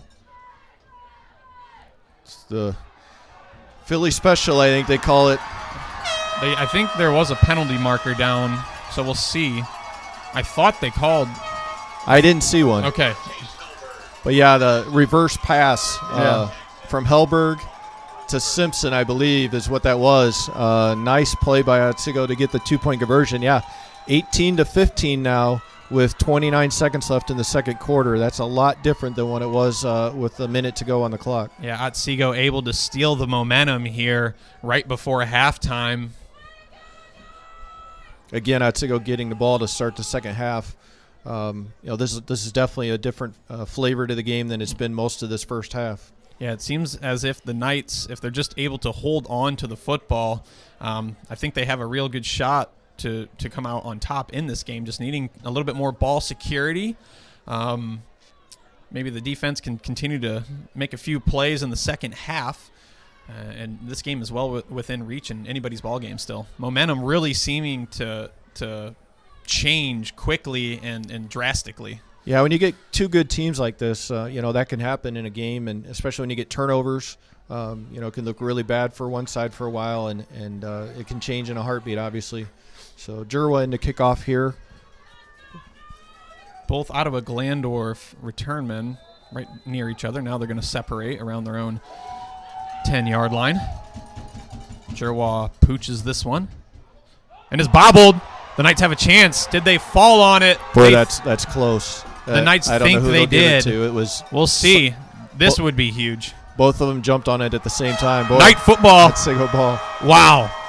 What a great special teams play from the Knights. This is something they did just a few weeks ago against Eastwood late in the game with Kuhn. This time, Jerwa looked like he was really just trying to get a nice little squib, but it bounced off the Ottawa-Glandorf return man and ended up in Knights' hands. Yeah, I wondered if they wouldn't squib it there with only 29 seconds left, not wanting to let them have a big return. And they did, and unfortunately for Ottawa-Glandorf, it just bounced off the up man and right into Otsego's hands. So the Knights only down 3 with only about 25 seconds remaining in the half. They're going deep over the middle to Hellberg. They got him. He hauls it in. Touchdown Knights on the first play from scrimmage, and they have the first lead of the ball game for themselves. Wow, what a change of events in the last 10 minutes of time. Last 1 minute on the clock, just unbelievable. He was wide open, got past the safety again. I don't know that their safeties are understanding Joseph arm strength, because our receivers are running wide open past their defenders. Yeah, so if you missed that one, the Knights just scored a touchdown. Sorry, we're going to try to recap that really quick. I think we cut out as that happened. So the Knights, on the first play from scrimmage, after recovering the botched kickoff return from Ottawa-Glandorf, Joseph Jerwa goes for a 36-yard touchdown pass to Chase Hellberg over the middle to take their first lead of the game, with the PAT being good. And so they're going to go up 22-18 with only 21 seconds remaining in the half. So Gordon, 15 15 points have been scored in the last about 10 seconds for the Knights. Crazy. And you know, on that play, looked like we just sent everybody on a fly pattern, and Joseph chose Chase Hellberg, who got behind their safety. Chase Hellberg, great receiver, great hands, not known for his speed, but boy, did he roast the safety on that play. Looked like Joseph could hit one of several receivers. Wide open, Chase caught it at the 5 and walked into the end zone, basically. So what a turn of events in the last 1 minute on the clock. Yeah, so the offense starting to find its rhythm now, really able to lean on the defense and the special teams now, too, to get themselves back in this game. I believe today on the car ride here, though, too, Gordon, you had mentioned that cover 2 look from the Titans. True, and he split the safeties there, which is what Chase did, and Joseph put it on a dime right in his hands. And they're going to do it again, see if they're able, and they go right back to the same guy, and this time he's able to haul that one in, Rodney Meyer, and the Titans will take over with only 20 seconds remaining on the clock from their own 34. See if they decide to do anything here. I believe they have two more timeouts. They do, and they've had success throwing it down the field to the receivers. I would expect to see them try to do something down the field, either get a pass interference or see if they can catch a sleeping. Looks like the Knights are playing this one safe, too, in like a prevent style, but yeah, they're just going to take a knee here. Otto-Glandorf said that they've had enough in the last couple minutes. They're going to regroup at halftime and see what they can come out and do in the second half. So what an incredible first half of football. Hopefully you guys are able to catch most of it. We're trying to keep you updated as much as possible. Make sure you stick with us here on Otsego TV. We are going to be back shortly to bring you the second half. The Knights will get the football out of halftime. Any quick notes you want to make before we head into half? Again, just apologies for the technical difficulties. We are really trying our best to keep us live here. Apologize for the buffering and the issues you're seeing, but what a turn of events in this game. Looking forward to seeing what the second half brings. So, yeah, try and stick with us. We do appreciate it.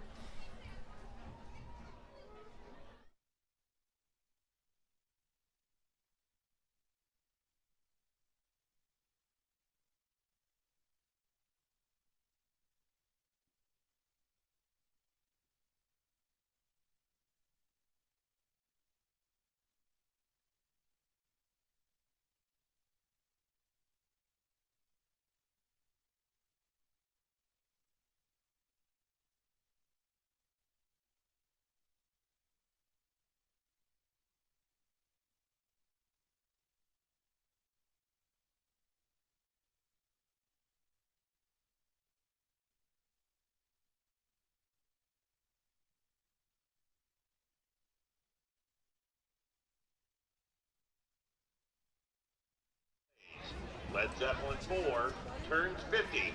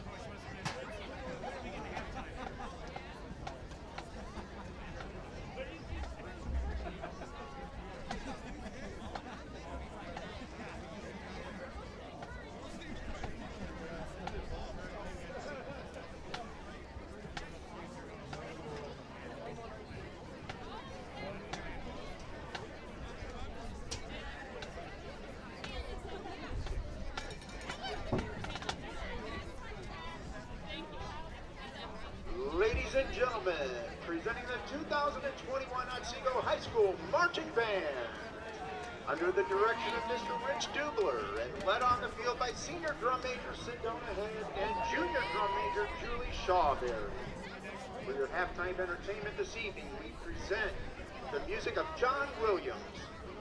We begin our presentation with the menacing Imperial March from Star Wars.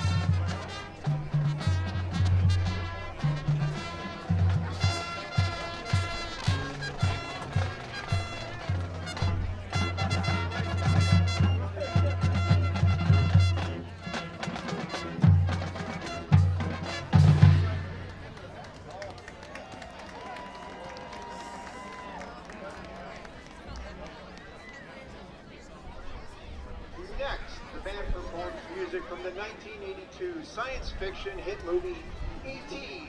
the Extraterrestrial. Sit back and enjoy Adventures on Earth.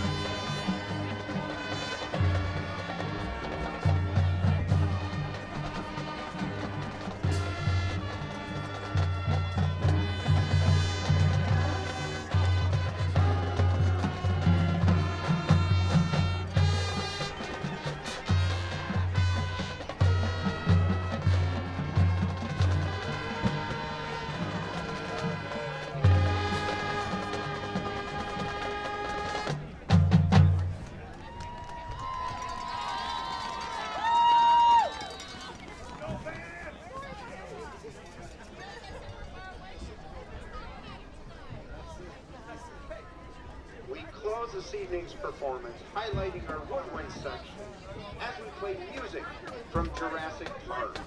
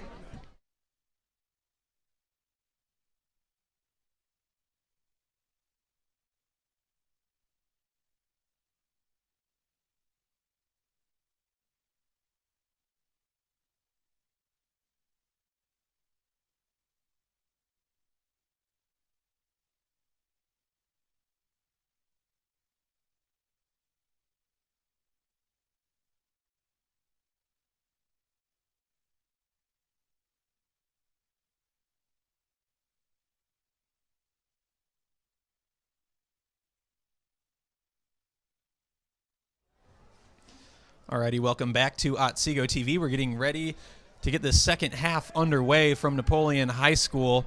Only 2:15 remains before we get going. We want to kind of clear some things up. I know we've been on and off the air for a while, but we just want to give you a rundown of how the Knights took the lead with about 30 seconds left in the first half after the Knights had scored a touchdown. On the ensuing kickoff, the ball was pretty much like a line drive sort of squib to the near side at the 36-yard line of Ottawa-Glandorf. It bounced off the return man. The Knights were able to fall on top of that ball, and then on the very next play, Joseph Giroir threw a 36-yard touchdown pass to Chase Hellberg over the middle of the field, and the Knights took the lead, which we might have to go over again after this. Yeah, again, if you're hearing this, we do apologize. We're trying everything possible to bring you this broadcast, but it seems that it's been a struggle at best for you guys to see it with all the buffering. So we do apologize, but we are giving every effort we can to bring this to you.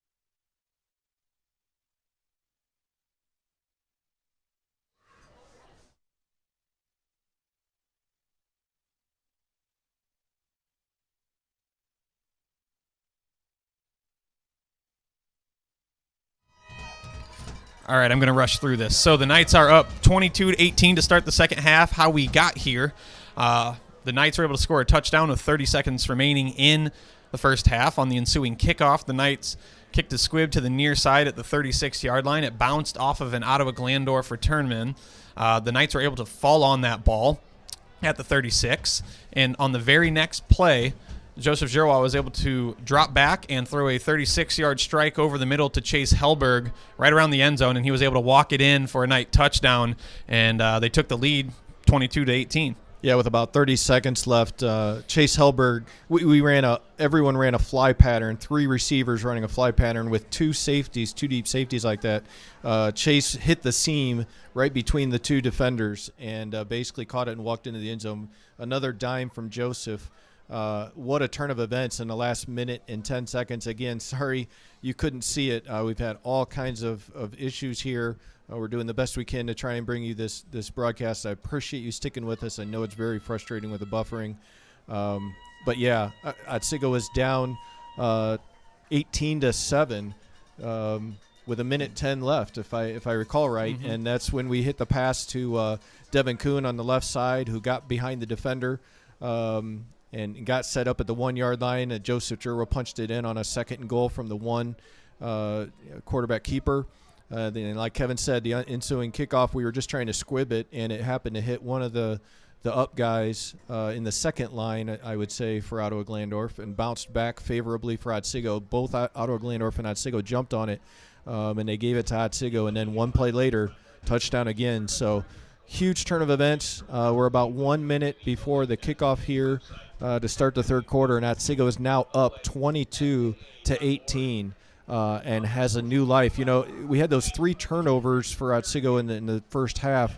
Very unusual. Otsego hadn't turned the ball over more than 1 time in the first half all season. So that, you know, it's amazing that Otsego has 22 points knowing they had 3 turnovers in the first half. Yeah, as you mentioned, 3 turnovers, and that actually happened in the first 5 drives, too. It was 3 fumbles, a punt, and a touchdown is how the Knights started out the game. continuing off of the turnovers, the Knights only had 8 turnovers for the entire season coming into tonight, so almost getting half of that in just one half of football. That's something that's pretty incredible.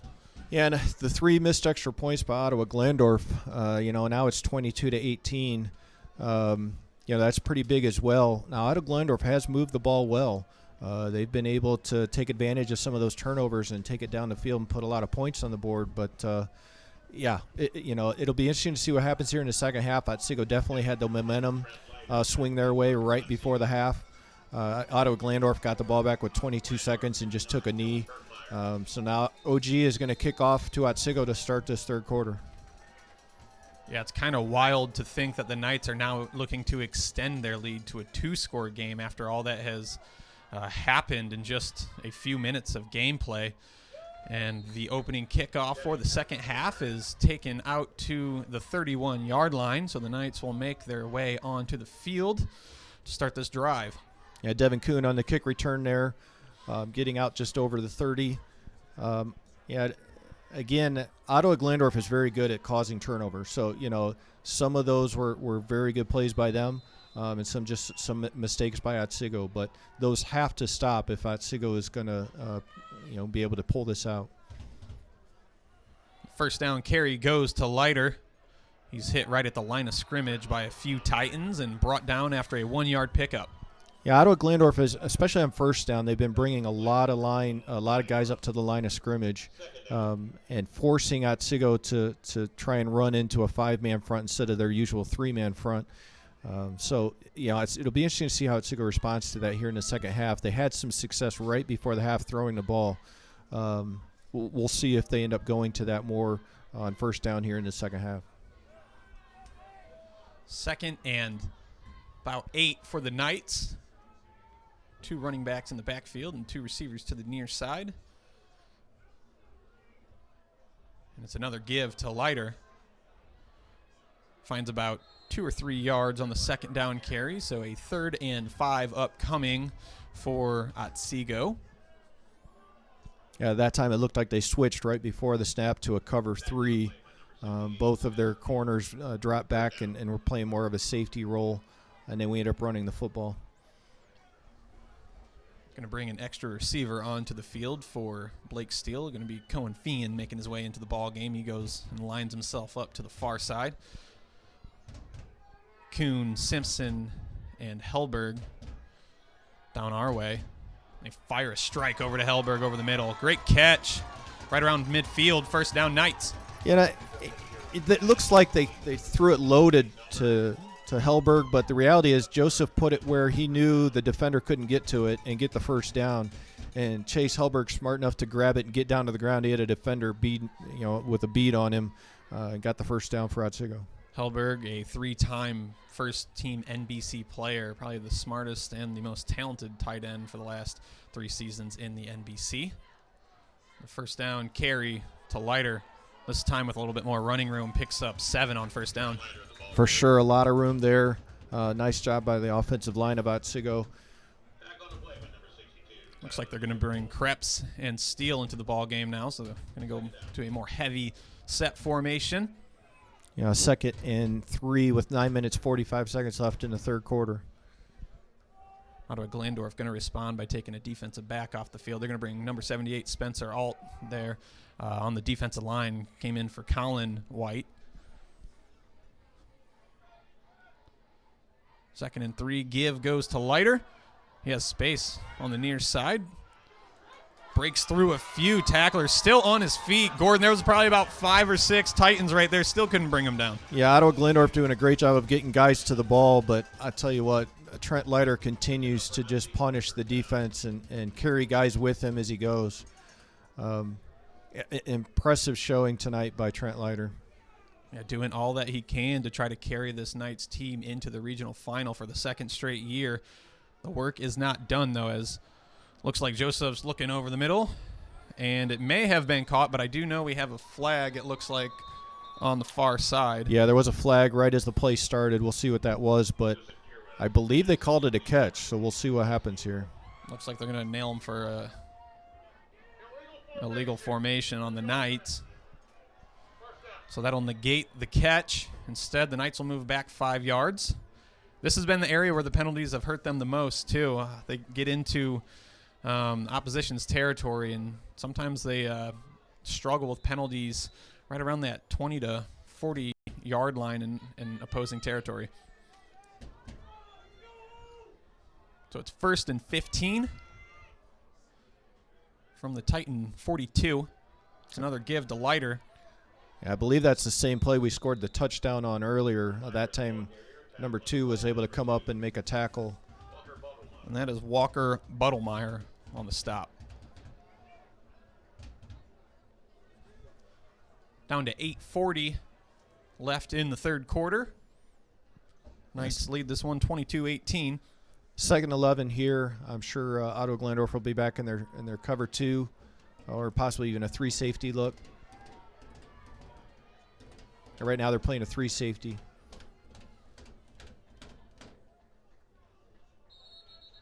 And another penalty. It's going to be false start on Otsego. So setting themselves back here early in the second half. Yeah, in the first half it was turnovers that hurt Otsego. Right now it's the penalties that are piling up on them. So brings up a 2nd and 16 from the 43-yard line. Truly it seems like the Knights getting in their own way oftentimes this evening.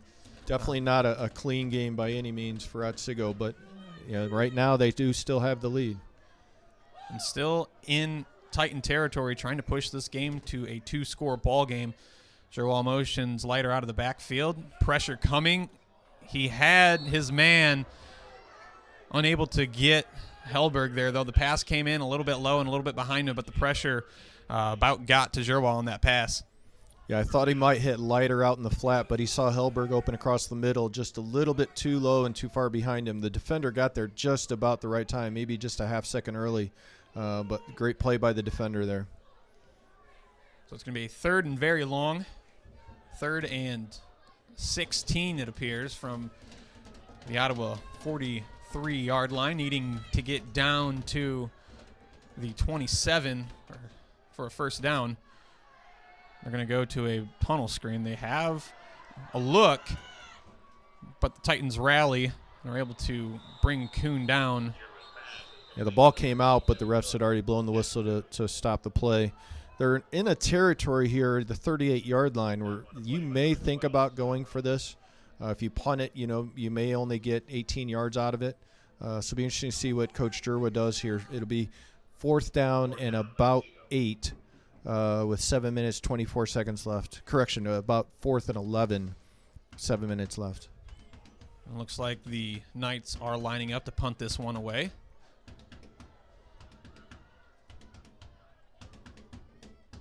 Jerwa shanks it. This one is out at the 33, so definitely not what the Knights were looking for there. Yeah, Ottawa-Glandorf had a good rush there. Joseph had to kind of step to the side. He wanted to go to the sideline anyway. He was trying to put that in the corner, but he ended up having to go more to the side than he wanted, and just ended up putting it, unfortunately, a shank punt. He did get hit again, but it was such light contact the referee did not throw the flag. So OG takes over with 7:04 remaining in the third.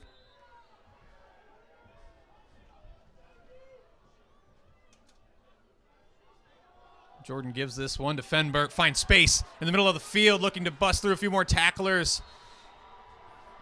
Big play by Ottawa-Glandorf.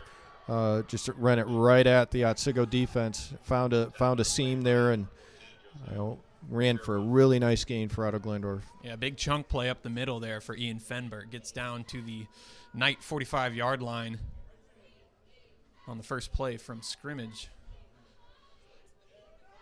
1st and 10. Just under 7 minutes remaining in the third quarter.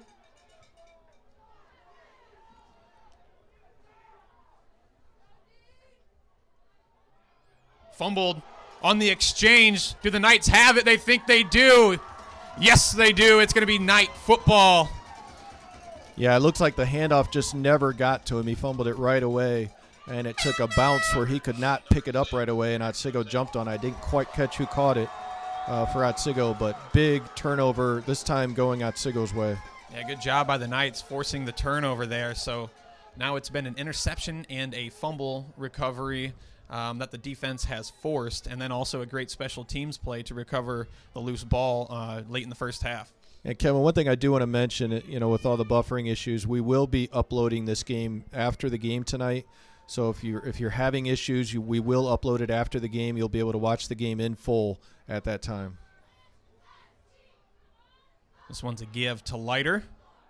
Bounces outside and runs himself out of bounds after a 5-yard pickup. Good, strong run to be able to find room on the far side, bouncing outside the tackles on first down. Yeah, anytime you can get 5 yards on first down carry, that's really good for an offense. If you could do that every play, you'd march down the field, right? So you'll definitely take that on a first down.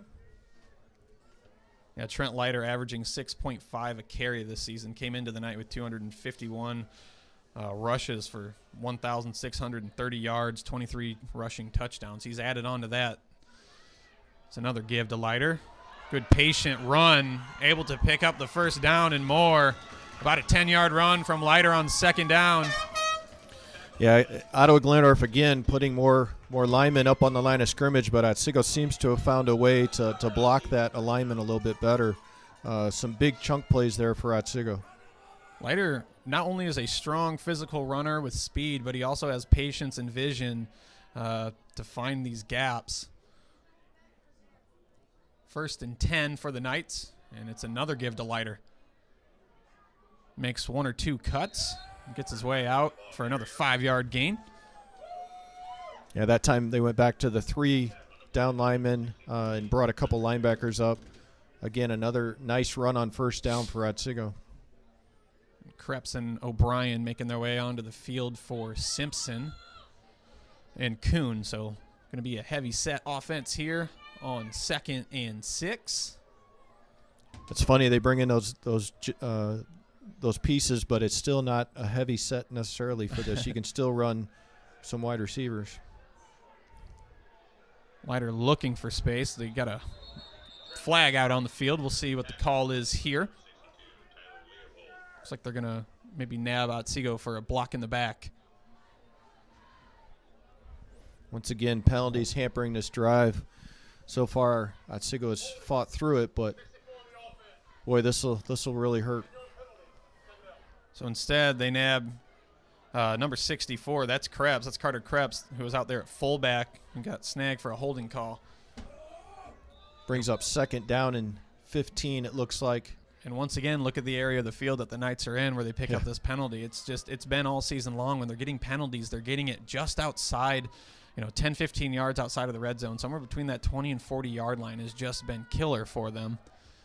So it's going to be 2nd and 14. Jerwall pulls this one in, looking over the middle, and it's picked off. Yep. I can't see from here because the entire team is right there with him. But he threw that one straight into the linebacker that looked like he was already standing there. Yeah, he was trying to hit Devin Kuhn across the middle. Unfortunately, the defender was right there with him.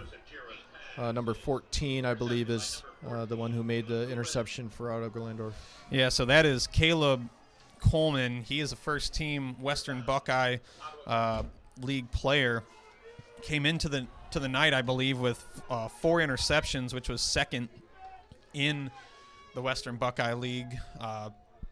So he has a nose, or has eyes for the ball. Somehow it ends up in his hands quite often. So after another turnover, I believe the 4th one of the game for the Knights, Ottawa-Glandorf gets the ball at their own 38. This one's a straight drop back. That's another screen pass. This time Coleman couldn't bring it in, and that's a good thing for the Knights defense. Oh, for sure. We had nobody back there to stop that. He had plenty of blockers out front. Most of our defenders were out on the edges. That center of the field was wide open. A fortunate break there for Otsego. I can't help to wonder, but with it being cold and wet today, if teams are just having more difficulty trying to hold on to this ball. For sure. I mean, the cold will definitely affect you. And, it's hard for us to tell if it's wet down there or not, but with the rain earlier, I wouldn't doubt it. 2nd and 10 for Ottawa-Glandorf from their own 38. We're playing a cover 2 here, 2 safeties. Pressure coming again. Able to escape it is Landon Jordan. Now he's looking for the first down. Knights able to run him out of bounds. I believe that was number 15, Devin Farley, able to get to him. Yeah, and our quarterback runs are something we saw on film that they were really good at. We're surprised we haven't seen it more. Nice gain on second down there to bring up a 3rd and 3 for Ottawa-Glandorf. Ottawa-Glandorf continues to do a pretty good job today of getting themselves into a 3rd and short situation, faced with another one here. Yeah, we were in a 2 safety look the last play, and he just didn't have anybody to throw it to.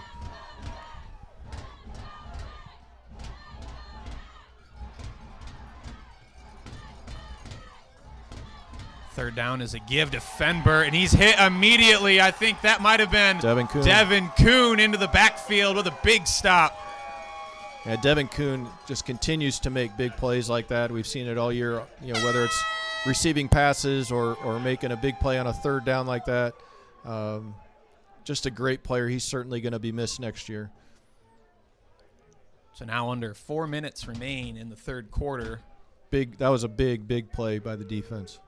The Knights have truly needed to rely on all 3 phases of the game so far to get themselves in a position where they're at now. Like you said earlier, by no means has this been a very clean game.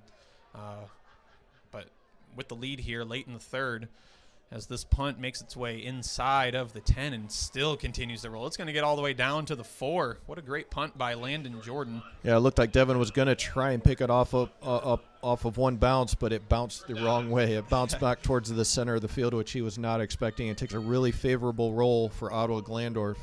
Otsego will be pinned back at their own 3-yard line. 3 minutes, 36 seconds left in the 3rd quarter. Again, the score is still Otsego 22, OG 18. So even after the turnover does not result in any points for Ottawa-Glandorf, they do a great job of shifting field position, now forcing the Knights into what would be a 97-yard drive for a touchdown. This time it's a give out to Leiter on the outside. He makes his way up to the 5-yard line. Little toss sweep there. They've had success in the past on that, but Ottawa-Glandorf so good at getting people out to the ball and put a stop to that with little gain.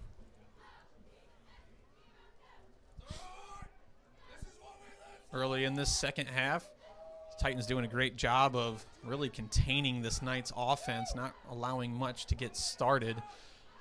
Knights needing to get out of their own territory here. They send trips to the far side. O'Brien, the tight end, and Leiter in the backfield. It's another give to Leiter. Bounces this one outside, but it's well defended by Ottawa-Glandorf again, able to get to him after about a yard. It's going to be another 3rd and long, 3rd and 7 it looks like. 3rd and 7, and you're down by your own end zone. Be interesting play call here.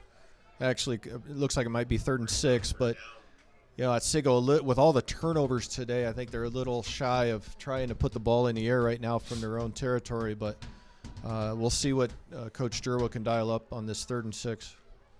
The few times they've looked deep tonight, they have been successful finding Kuhn and then Hellberg. So we'll see if the Knights decide to take a shot. And we're going to get a penalty, this time encroachment on OG. Wow, that's a big penalty right there. It was 3rd and 6. You're looking at now it'll be a 3rd and 1 for Otsego, and really opens up the playbook. Instead of having to throw it here, you've got all kinds of options. Yeah, Leiter making, even though Leiter's been getting stuffed right around the line of scrimmage early in this half, he's still been getting at least a yard or 2 typically. He's getting hit right around the line of scrimmage, but he's just falling forward and breaking tackles. I wouldn't be surprised to see a quarterback sneak here as well. Oh, they're going to go shotgun.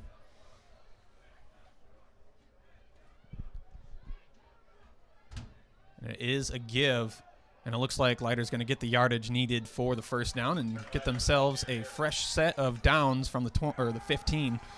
Yeah, once again, that penalty was huge, getting to a 3rd and 1 instead of 3rd and 6. That first down will help a lot in terms of getting better field position here. Clock down to 1 minute, 45 seconds left in the 3rd quarter. The Knights are making this quarter go very quickly as we're fast approaching the fourth quarter. Knights lead 22-18.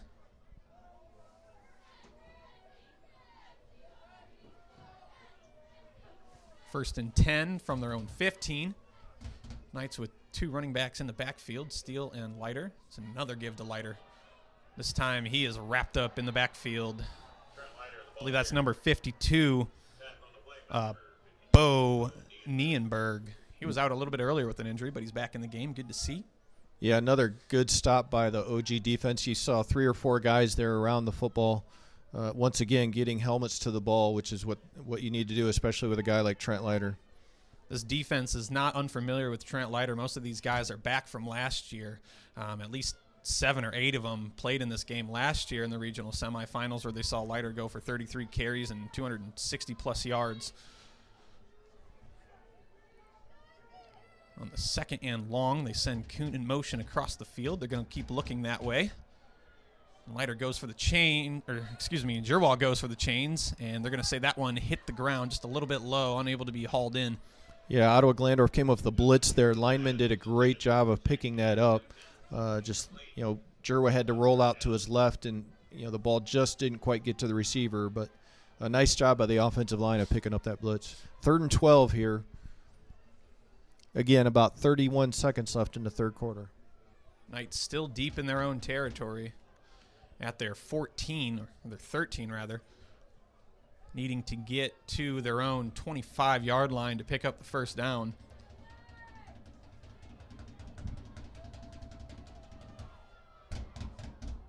This time, Jerwalk keeps it. He's got some room. The ball looked like it hit the ground again, but this time he was able to fall on top of it. Yeah, a big run there by Joseph. A little surprising that they had Joseph run that one there, but picked up the first down, and you're right. The ball came out before he hit the ground. Fortunately for Otsego, it popped right back into Joseph. Big first down there for Otsego, but also some big luck. I think I just saw a fist bump between Colin White and Coach Jerwall there. I think you're right. I saw that as well. Jerwall's looking down at the play clock, and so the play clock is within a second of the game clock, and it's probably a half a second, so they're going to be able to let this run out and go to the fourth. Yeah, the play clock is about a half second behind the game clock, so they're going to be able to let this run down. So 22-18 still after 3 quarters. Otsego just hanging on to this by a shoestring, it feels like, with all the turnovers and penalties, but to still have the lead at this point, I guess, is the key. This has just been a wild game that's seen a combined, 6 turnovers in this game, or maybe even 7. It's tough to do the math at this point, running it all through my head. Yeah, for sure. And again, some of it is Otsego mistakes, but Ottawa-Glandorf is very good at trying to attack that ball. They've got 9 seniors on their defense, so these kids have known how to play defense for a long time. They've been there before. They've done it. And they know, one of their best opportunities is to get the ball from the Knights, and so far they've been very successful at doing that.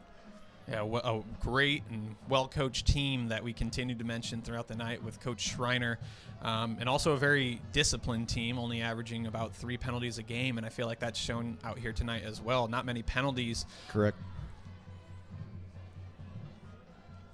Ottawa-Glandorf knows, though, with being down 5 points in the fourth quarter, they're going to have to stop Trent Leiter. 4 points, Kevin. Jeez. 22-18. That's all right. I think the brain freeze, that's what I'm going to call it right now, 4 points. But I get your point. Our screen's out. I can't remember the score. Scoreboards are out. It's been crazy. Anyway, so the first down carry to Leiter. No gain on the play. Yeah, again, I think at some point Otsego's going to have to try and throw the ball on first down. Ottawa-Glandorf has really put a lot of people up on the line of scrimmage and forcing Otsego to try and look at something other than Trent Leiter. They've been stopping that first down play almost every time now.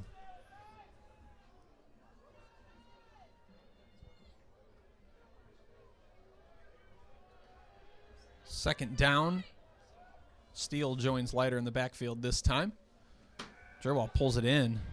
able to evade the rush from Cy Rump, takes off with it and gets pulled out of bounds by Rump. He came into the night with 100 tackles on the season. Yeah, 100 tackles, much more than anyone else, almost twice as much as our leading tackler, so very impressive, that kid on defense. Joseph did get some yardage there. Now it's going to be 3rd and 6. So Joseph's showing some wheels there, which is something he's developed over the last couple of years. The ability to kind of scramble and get out there and get some yards. That was a nice run by Joseph when the receivers were all covered. Rump also only a junior. He's had at least 6 tackles in every single game this year. Also came in with 5 sacks. Jerwall looking to the near side. He's got, I believe that is Blake Steele with the reception there right on the 45-yard line. Yeah, that was a fake to Devin Kuhn on the speed sweep, kind of kept the defense going that direction, and then came back and hit Blake Steele, who was wide open, for a nice play by Otsego, first down. Blake Steele just 4 receptions on 7 targets coming into the game with 48 yards receiving.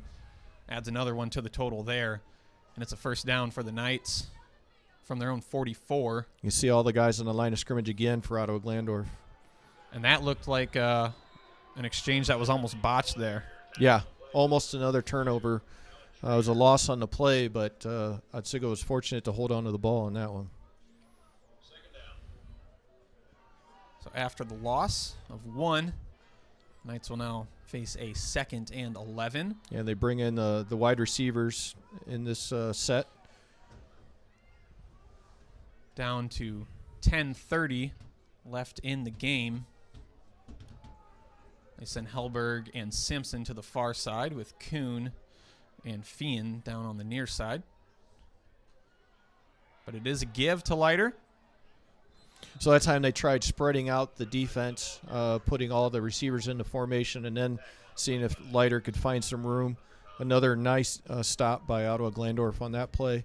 Brings up 3rd down and 7 for the Knights. And again, if you're having the buffering issues, we will be uploading this game in its complete form after the game. So, again, thanks for being patient with us, but it will be uploaded. Yeah, it'll be on YouTube immediately following the game, too, so you can watch it tonight.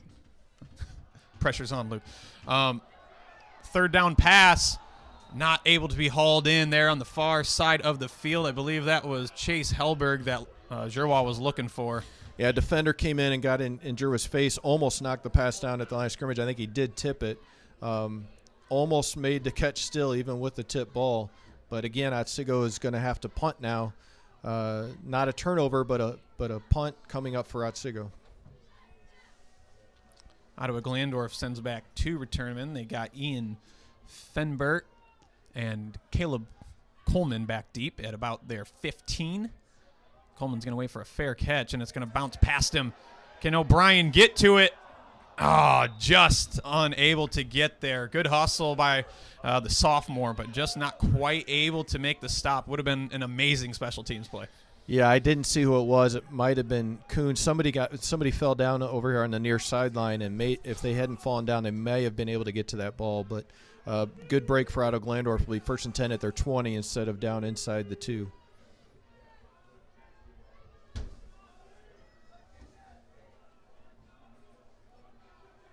Titans take over possession of the football with 9:34 remaining in regulation. Needing a touchdown to get in front in this game. Yeah, they haven't gone back to that deep pass that was really hurting us in the first half. It'll be interesting to see if they dial that up here. This one's a quick swing out to the far side, and that is Caleb Coleman. And he just keeps stumbling his way forward, drags a few Knight defenders with him, gets out to the 38. Yeah, nice quick hit pass there by Ottawa-Glandorf, and a nice run after the catch as well. Coleman, one of these seniors, fighting to try to continue in their run for the regional finals. Quick update over in the Elmwood game. In the 4th quarter, it's 31-21, Elyria Catholic in the lead. Down to 9 minutes here in the Otsego game.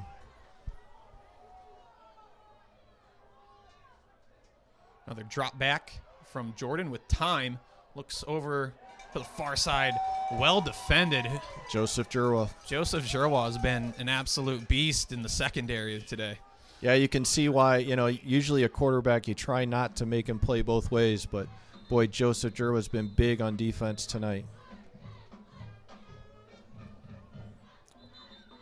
Looks like they have a timeout on the field.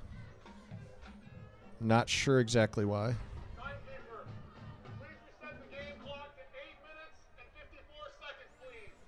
Okay, looks like the clock had continued to run even when it was an incomplete pass, so they're going to set the clock back to 8 minutes, 54 seconds. Thank you.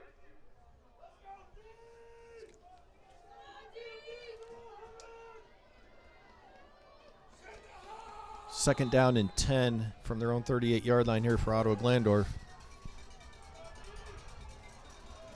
Send Coleman here to the near side in the slot. This is a draw play to Jordan. Runs into his own receiver, but able to get just shy of the sticks, it appears. Going to bring up the 3rd and 1. Another nice run by their quarterback. Something that hurt us against Eastwood as well. It's going to be a quick sneak to get that first down, and he drags that line of scrimmage out for about a 6-yard gain on the sneak. Yeah, they hurried to the line, didn't really let the defense get set, and were able to convert on that 3rd and 1. Nice job by Ottawa-Glandorf. The Titans have made their way into night territory as the clock continues to run.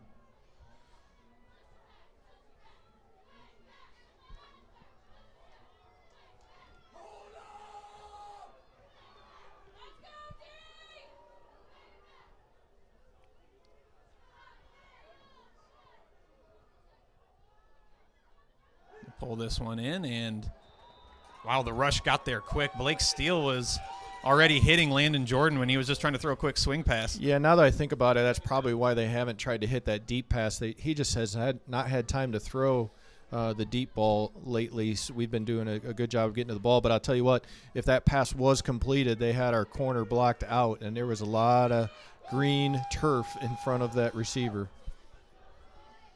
So already a few quick throws from Jordan on this drive. Timeout. Scoreboard is off. And once again, the scoreboard goes out. So technical issues are the theme of the night. We had the PA announcer yelling timeout when they came up to the field. I don't think I've seen that before, right? I was going to ask you if you've ever had to do that. I don't think so. But no, the PA announcer was telling the referee to timeout because of the clock had stopped, had gone off completely. We got the clock is back on. Scoreboard's up and running. 8:07 remaining for the second down play from Ottawa-Glandorf inside night territory.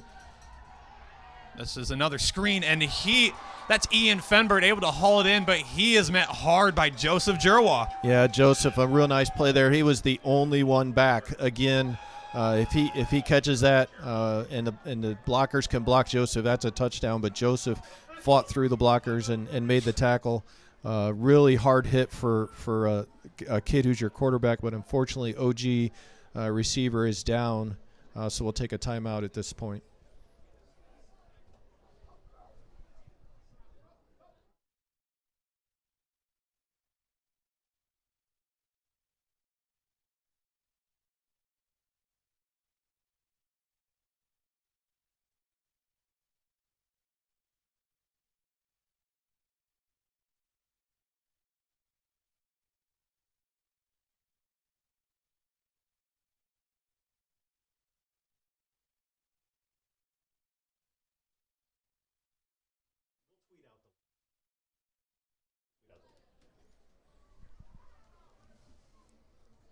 Yeah, so after the game is over, we will send out a link to the game via Twitter, as well as any other social media possibilities will be uploaded.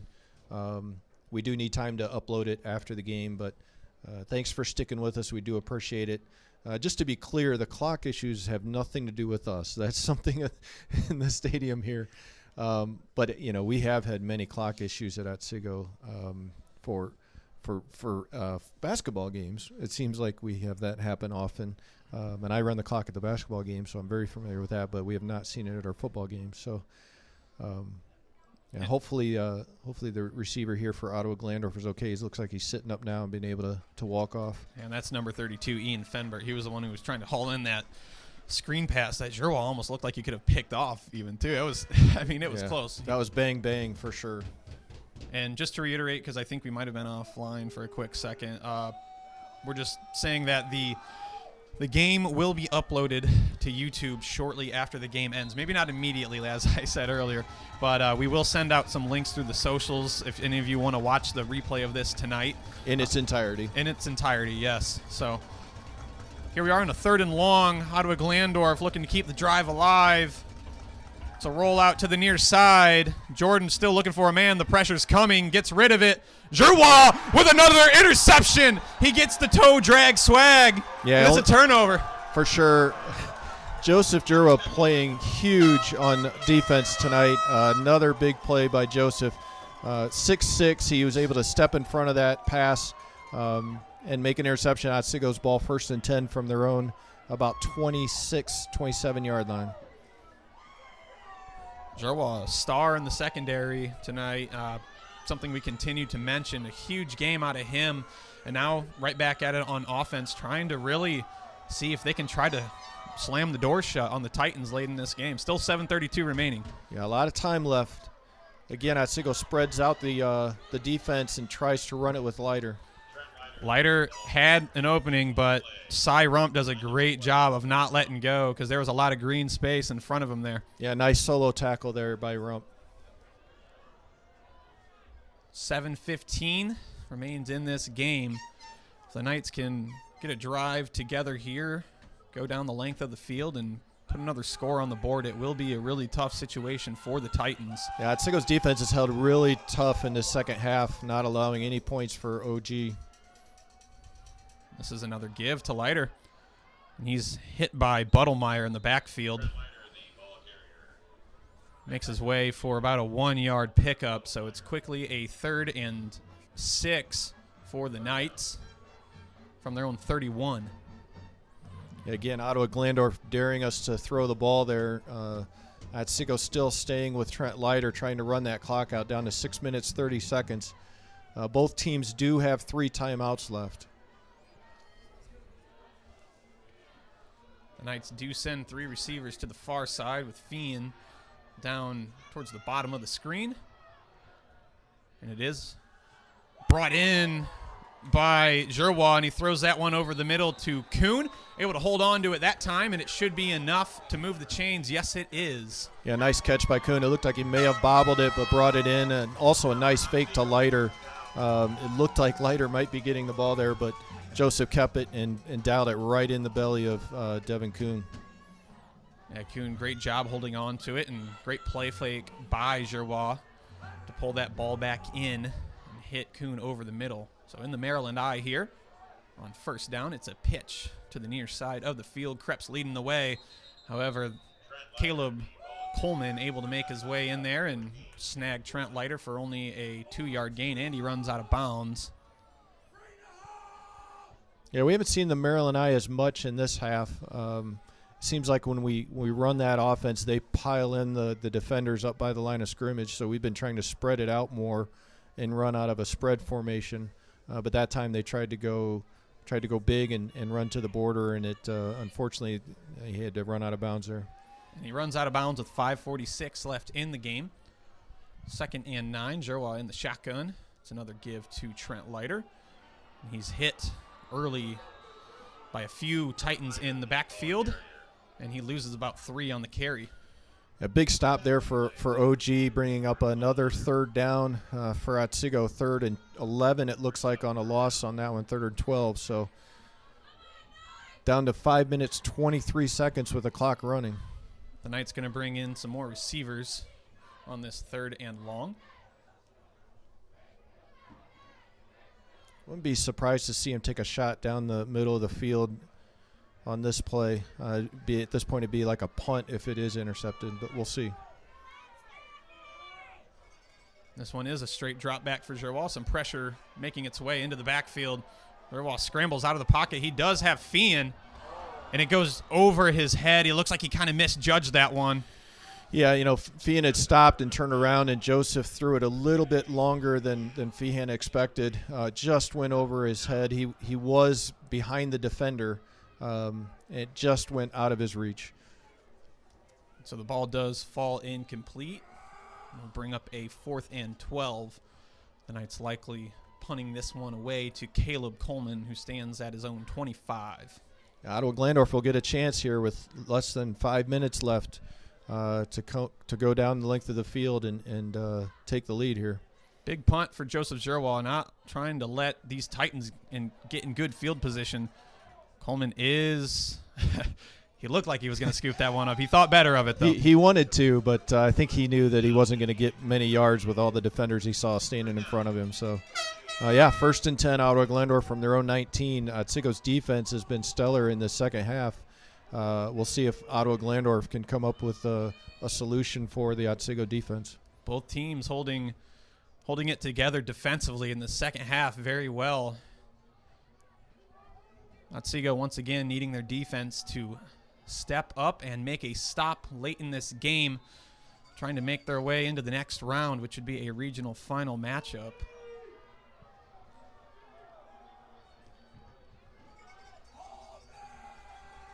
.443 remains in the game. Knights bring pressure on 1st down. Jordan looks over the middle. He's able to find Caleb Coleman just inside the numbers. Yeah, nice pass there. 2 defenders, one on each side of the receiver. Put it right on Coleman, and Coleman with a nice catch there. And the 1st down play picks up a 1st down. They're out to the 30-yard line. Otsego's back in more of a safe defense at this point. Looks like Fenbert is back in the game, so good to see him back out there. In motion rump. Out to the far side, straight drop back, looking for a quick hitter to Colin White on the sideline.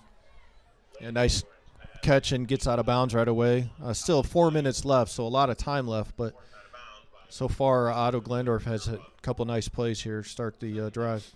Each team with all 3 timeouts remaining.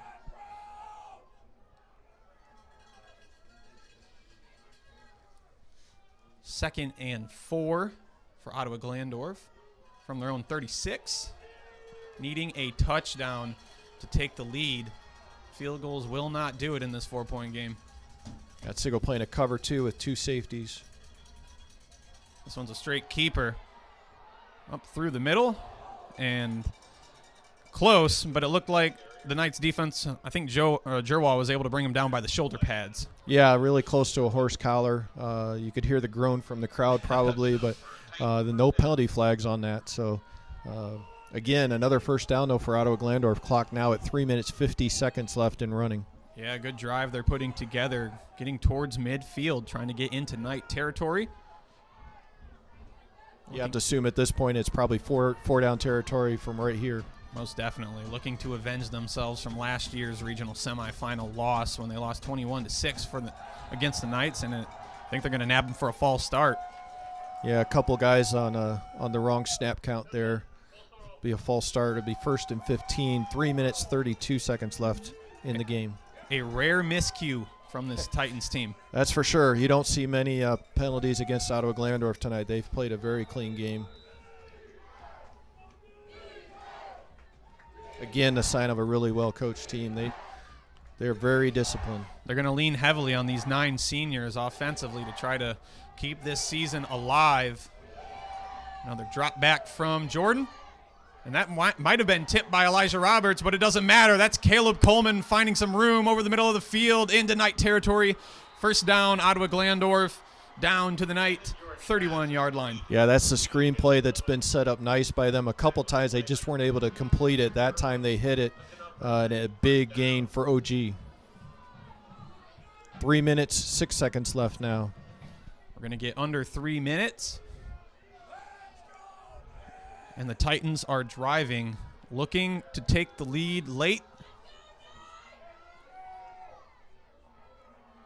actually running Coleman off the field, their top receiver. So it's Myers, Burkmeyer, and White that remain as the receivers on the field for the Titans. This one's a draw the whole way. And the ball is on the ground. That's Otsego ball, I believe. Ottawa-Glandorf does keep control of it. Wow, that was close. That was Spencer Alt. He is the left guard, able to make a season-saving fumble recovery. Potentially a season-saving fumble recovery, really. Clock down to 2 minutes and 31 seconds left. Ottawa-Glandorf calls timeout there. It'll be 2nd down and 10. But huge break there for Ottawa-Glandorf. That ball bounced right back into their player. Otsego has to come up with a stop here with 2 minutes and 30 seconds left. A lot of quarterback draws there. You know, it's something we talked about that they've been doing very effectively and something that hurt Otsego against Eastwood. Lake Boost last week was able to run quite effectively from a quarterback draw. And right now, Ottawa-Glandorf is hurting Otsego with that same play, as well as that screen play. That was huge. Yeah, Landon Jordan came into tonight with over 100 carries of his own, about just shy of 400 yards rushing as well. So he can get it done on the ground, and as Gordon said, they do like to call his number on QB keepers. And after that fumble, by the way, the Titans did use one of their timeouts, so they're down to 2 remaining with 2:31 left in the game at the night 31-yard line. Coleman is back on the field, and they're looking deep again to White up against Giroir.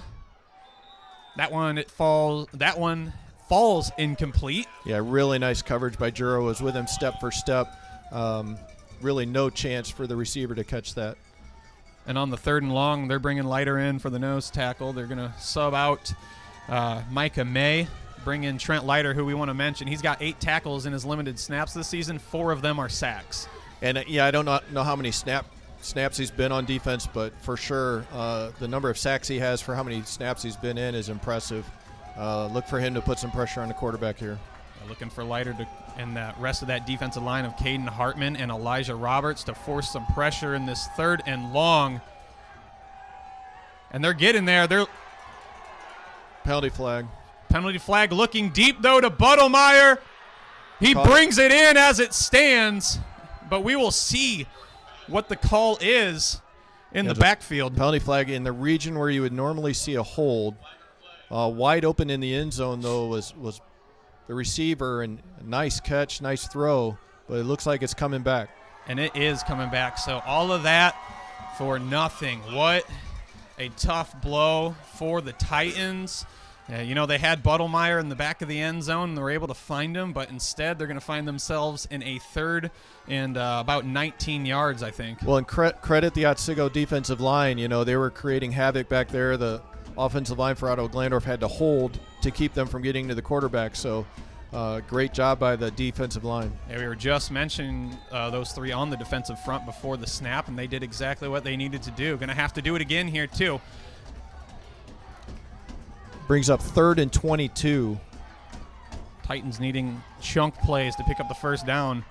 And they get fancy with it. They're looking for the pass to White, and they're able to grab him. They did this in week 1 against Eastwood. Yep. Yeah, halfback pass there, executed very well. The receiver is wide open. It's now going to be 4th and 7 at the 29-yard line. It was they ran that play against Eastwood week 1. Coleman went in motion and actually threw a touchdown pass on that play. They caught Eastwood getting sucked up close to the line of scrimmage. This time the Knights were able to at least mitigate the yardage. Timeout, Ottawa-Glandorf. Ottawa-Glandorf down to 1 timeout now with 2:09 remaining, needing 7 yards to keep the season alive.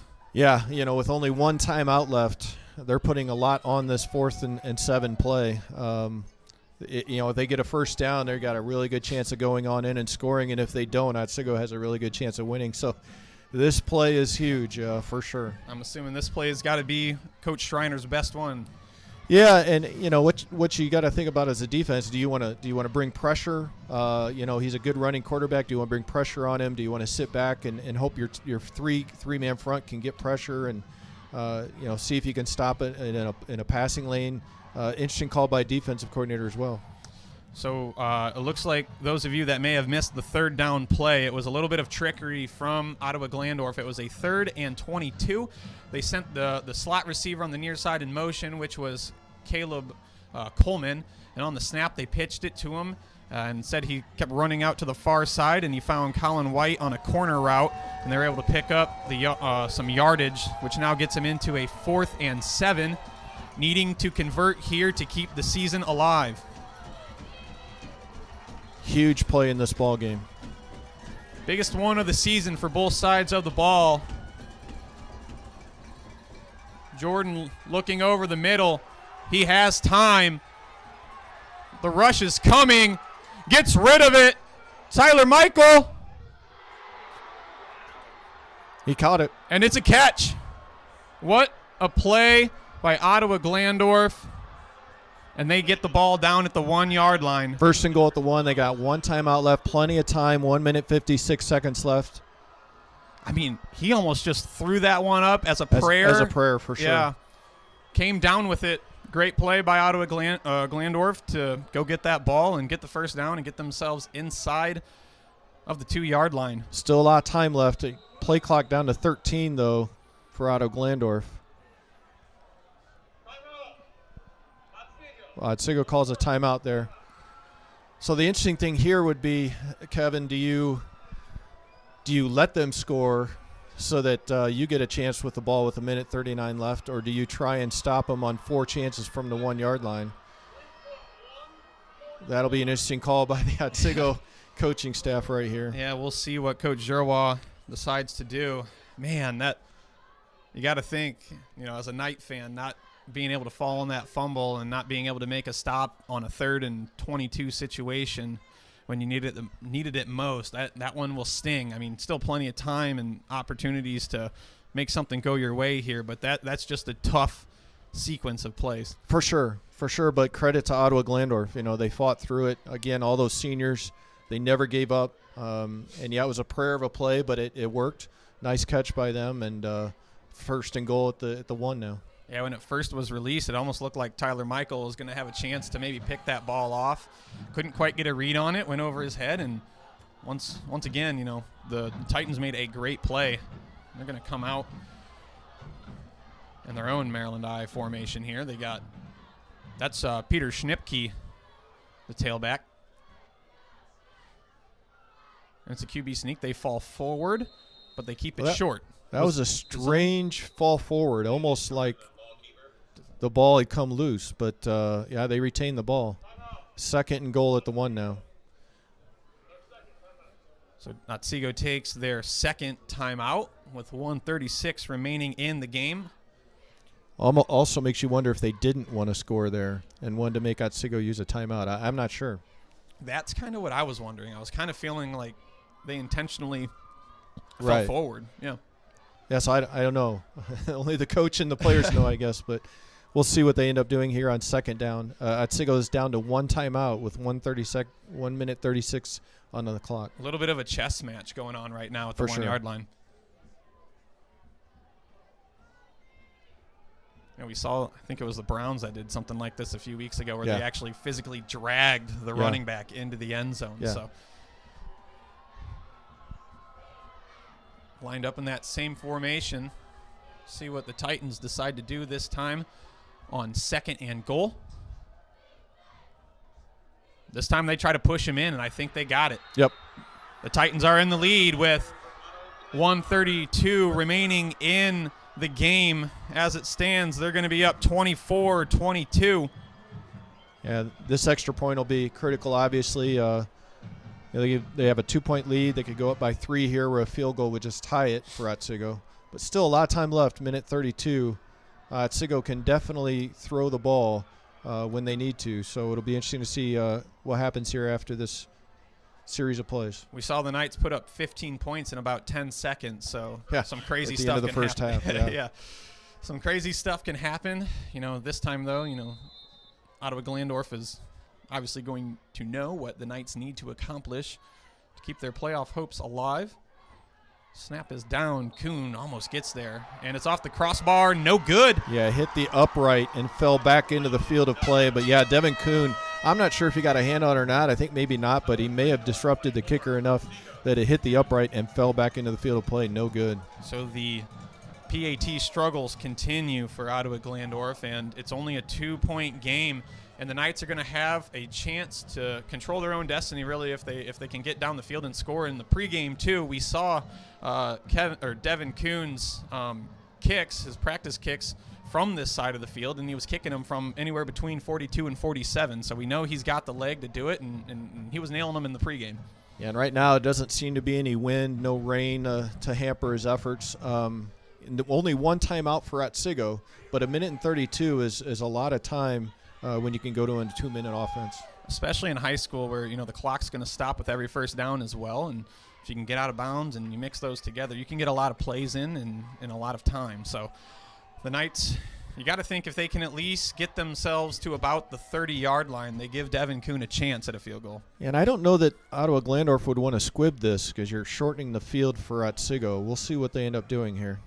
The Knights do have a great return team between Devin Kuhn and Trent Leiter. Trent averaging about 25 yards on each kick return, and pretty much the same with Devin Kuhn as well. So a good chance to try to get good field position. They do go deep. See what the special teams unit can do. Good job from that Titan special teams to be able to make a play and bring down Kuhn. That was number 47. I believe that might have been Otto Wilson. Yeah, nice tackle by Otto there.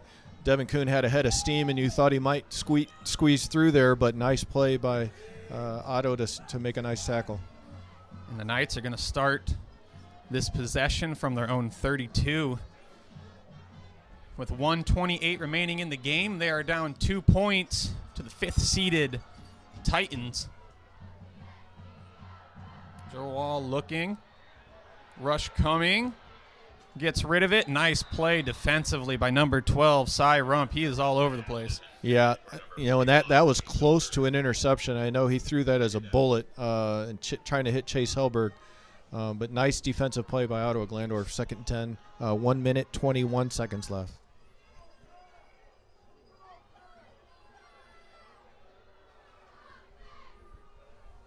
Knights really needing to get this passing game going to stay alive in the OHSA playoffs here in Region 18. Kuhn, the motion man, going to the far side of the field. Sherwall's looking that way, and he fires over across the middle. Another low pass, though. Yeah, a little bit low and a little behind him, trying to hit Devin Kuhn. Actually, that might be Simpson. He was trying to hit and just didn't quite connect on that one, so it brings up a 3rd down and 10. Otsego running out of chances here. 2 plays to pick up the first down. With only 1 timeout remaining, they have to get 10 yards. There's no other option in this situation. They're not going to be able to get the ball back if they turn it over on downs at this point.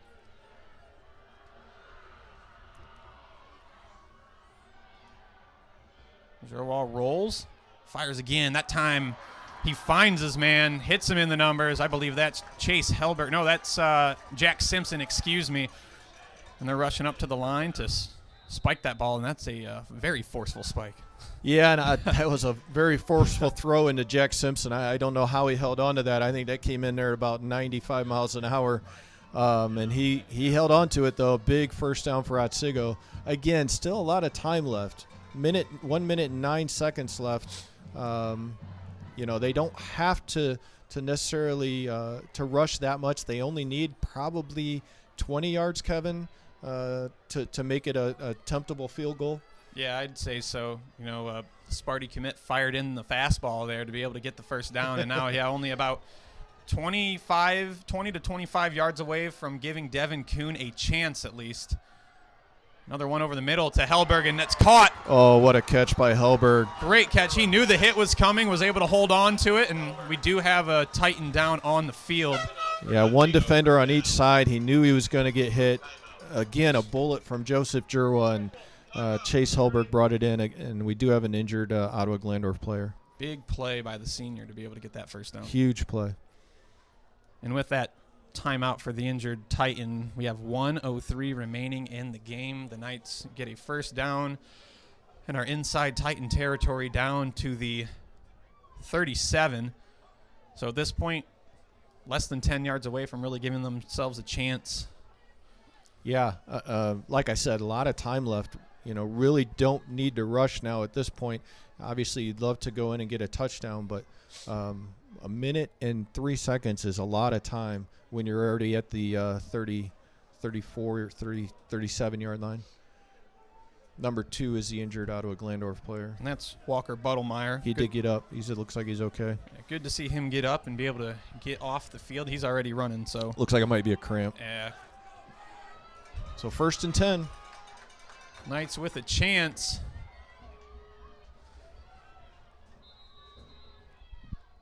Snap is low. Jerwalk corrals it. Runs into somebody, but that was dangerous. Dangerous for sure, and Devin Kuhn was wide open, had 15 yards ahead of him with nobody there. But, Joseph just under too much duress to get it out to him. Looks like we're bringing in our heavy set here a little bit, or at least some of the receivers are coming out. Down to 55 seconds, so less than a minute remains of game time in this regional semifinal. Titans defense looking to make a stand against a driving Knights offense. Wouldn't be surprised to see a lighter run here. See if they can get 5 yards and get closer to field goal range. They do roll to the near side. It's got, what a catch! Oh, that was almost Off the intercepted. Fingertips. Another catch by Helberg. Concentration on that was grab. Crazy. Helberg has made a lot of great catches over the years, but, man, these last 2 are huge. And you are definitely inside Devin Kuhn field goal range. For those of you who may not know, his long is 44 yards against Eastwood last year. That ball was almost intercepted, tipped off the fingertips. Helberg stayed in bounds and somehow brought that ball in. Unbelievable. So fresh set of downs, 1st and 10, just outside of the Titan 20-yard line. 50 seconds left. This one's a give. Leiter with people in front of him, tripped up at the 15 as the clock continues to run. It'll stop briefly. Well, we will get a timeout. Was that a penalty against Otsego?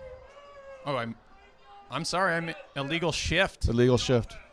So I didn't even see the flag. Yeah, no.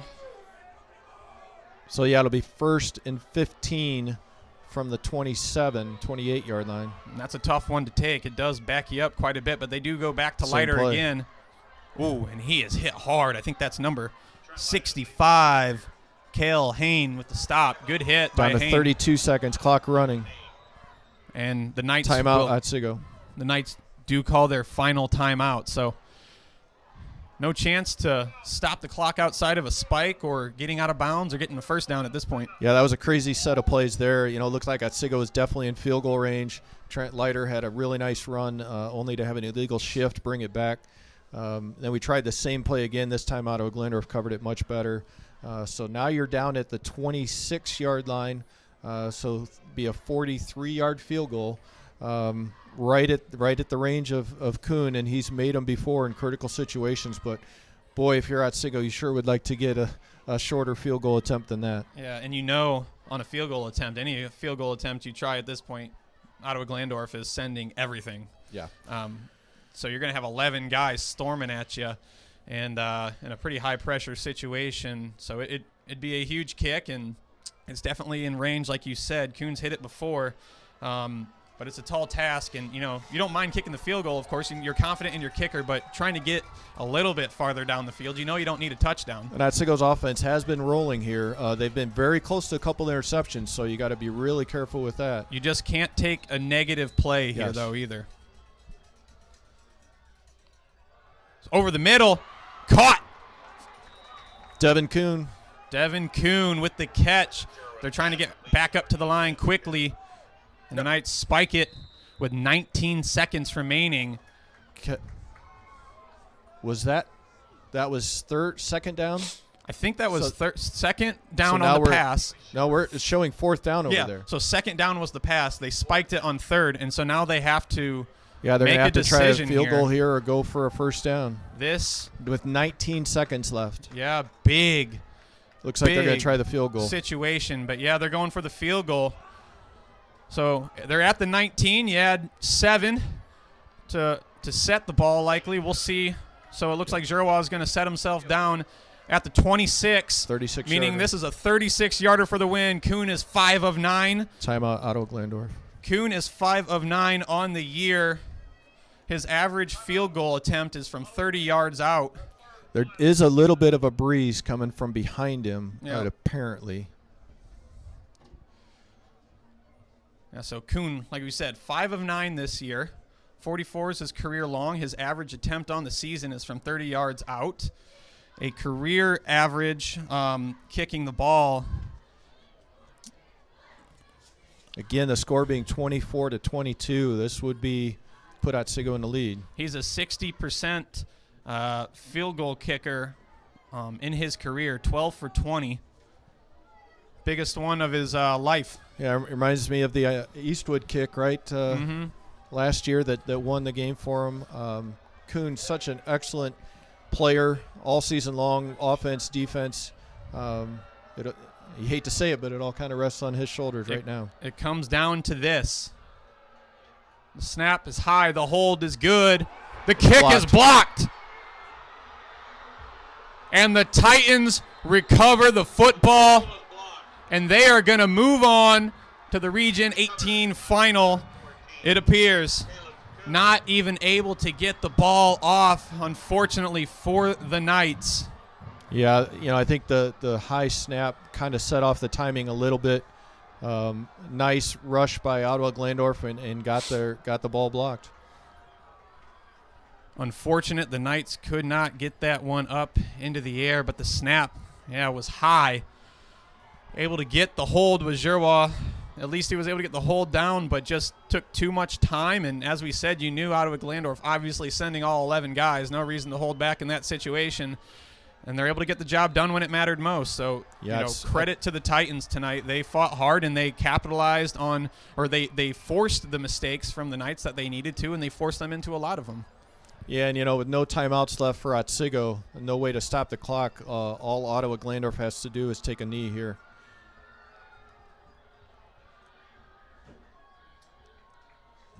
So it was a great game from the Knights, and a great game from the Titans, and credit to their team and Ken Schreiner for getting that team ready to come into tonight and play a great game and move on. For sure. Credit to Ottawa-Glandorf. Great program, a lot of history, great effort by them tonight, very clean game. Otsego, unfortunately for Otsego, they had so many turnovers and penalties. Just not a very clean game for Otsego. And, they had a chance to win it there at the end and came up just a little bit short. And it looks like Elyria Catholic is also going to be moving on. So both NBC teams that remain go down tonight, and it's going to be it was 51-21, Elyria Catholic wins. And so it's going to be an Elyria Catholic and Ottawa-Glandorf Region 18 final. The Knights not quite able to pull this one out today. They had the lead all through the second half and had the Titans down to a fourth down play.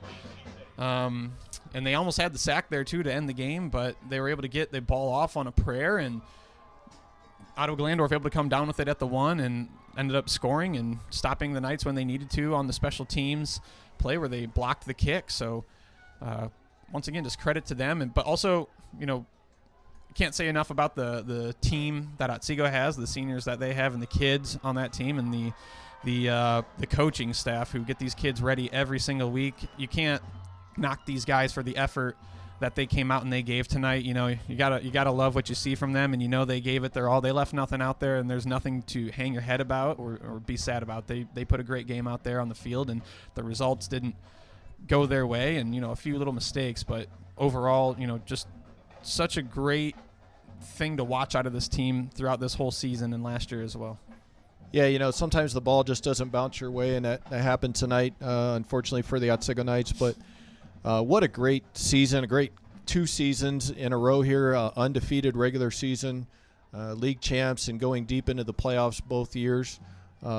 These kids, I know that it's hard right now, it's rough, but when they look back on all they've accomplished over the last several years, especially thinking about the losing streak that we had for several years there, and how they've turned this program around and really made it one of the best in Northwest Ohio.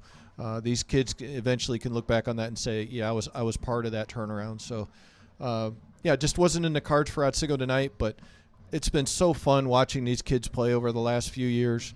To be able to announce the home games and to do this tonight, even though it's in a losing situation, just so much fun to watch the effort and the desire from these kids. And unfortunately somebody has to go home a loser tonight, and for Otsego it's them. But congratulations to Ottawa-Glandorf, and good luck in the next round to them for sure. Yeah, you want to talk highly of what these guys have done on this team over the last few seasons, especially the seniors. So great shout out to all these seniors on this team. You guys, along with the rest of the team and the team from last year, have really helped kind of reshape what it means to be an Otsego Knight football player. The Knights from 2007 to 2015 had 9 straight losing seasons. They're now on to 6 straight winning seasons. So, and now 2 straight times that they've made it to the regional semifinals. In the past, I think it was like 40 years, the Knights had 2 regional semifinal appearances, and they did it back-to-back years. So 2 great seasons. We want to probably wrap it up here. And any final thoughts? No, again, just so much fun to watch these guys over the years. I know it stings right now, but these kids had left everything on the field tonight. They gave so much effort. It wasn't for a lack of effort, and just congratulations to all these players on the seasons they've had, and hopefully they can look back and remember all those wins. Yeah, and so final shout out before we head out here. Thanks to our producer of this show, Luke Schwartz, our athletic director, Tom Fertig, our primary camera, Ginger Karras, the alternate camera, Caden Knapp, superintendent, Adam Koch, high school principal, Kevin O'Shea, head coach, and his staff here, Matt Giroir. For myself, Kevin Vollmer, and Gordon Digby, we're going to head out here. Thanks for joining us on Otsego TV. Everybody have a great and safe weekend.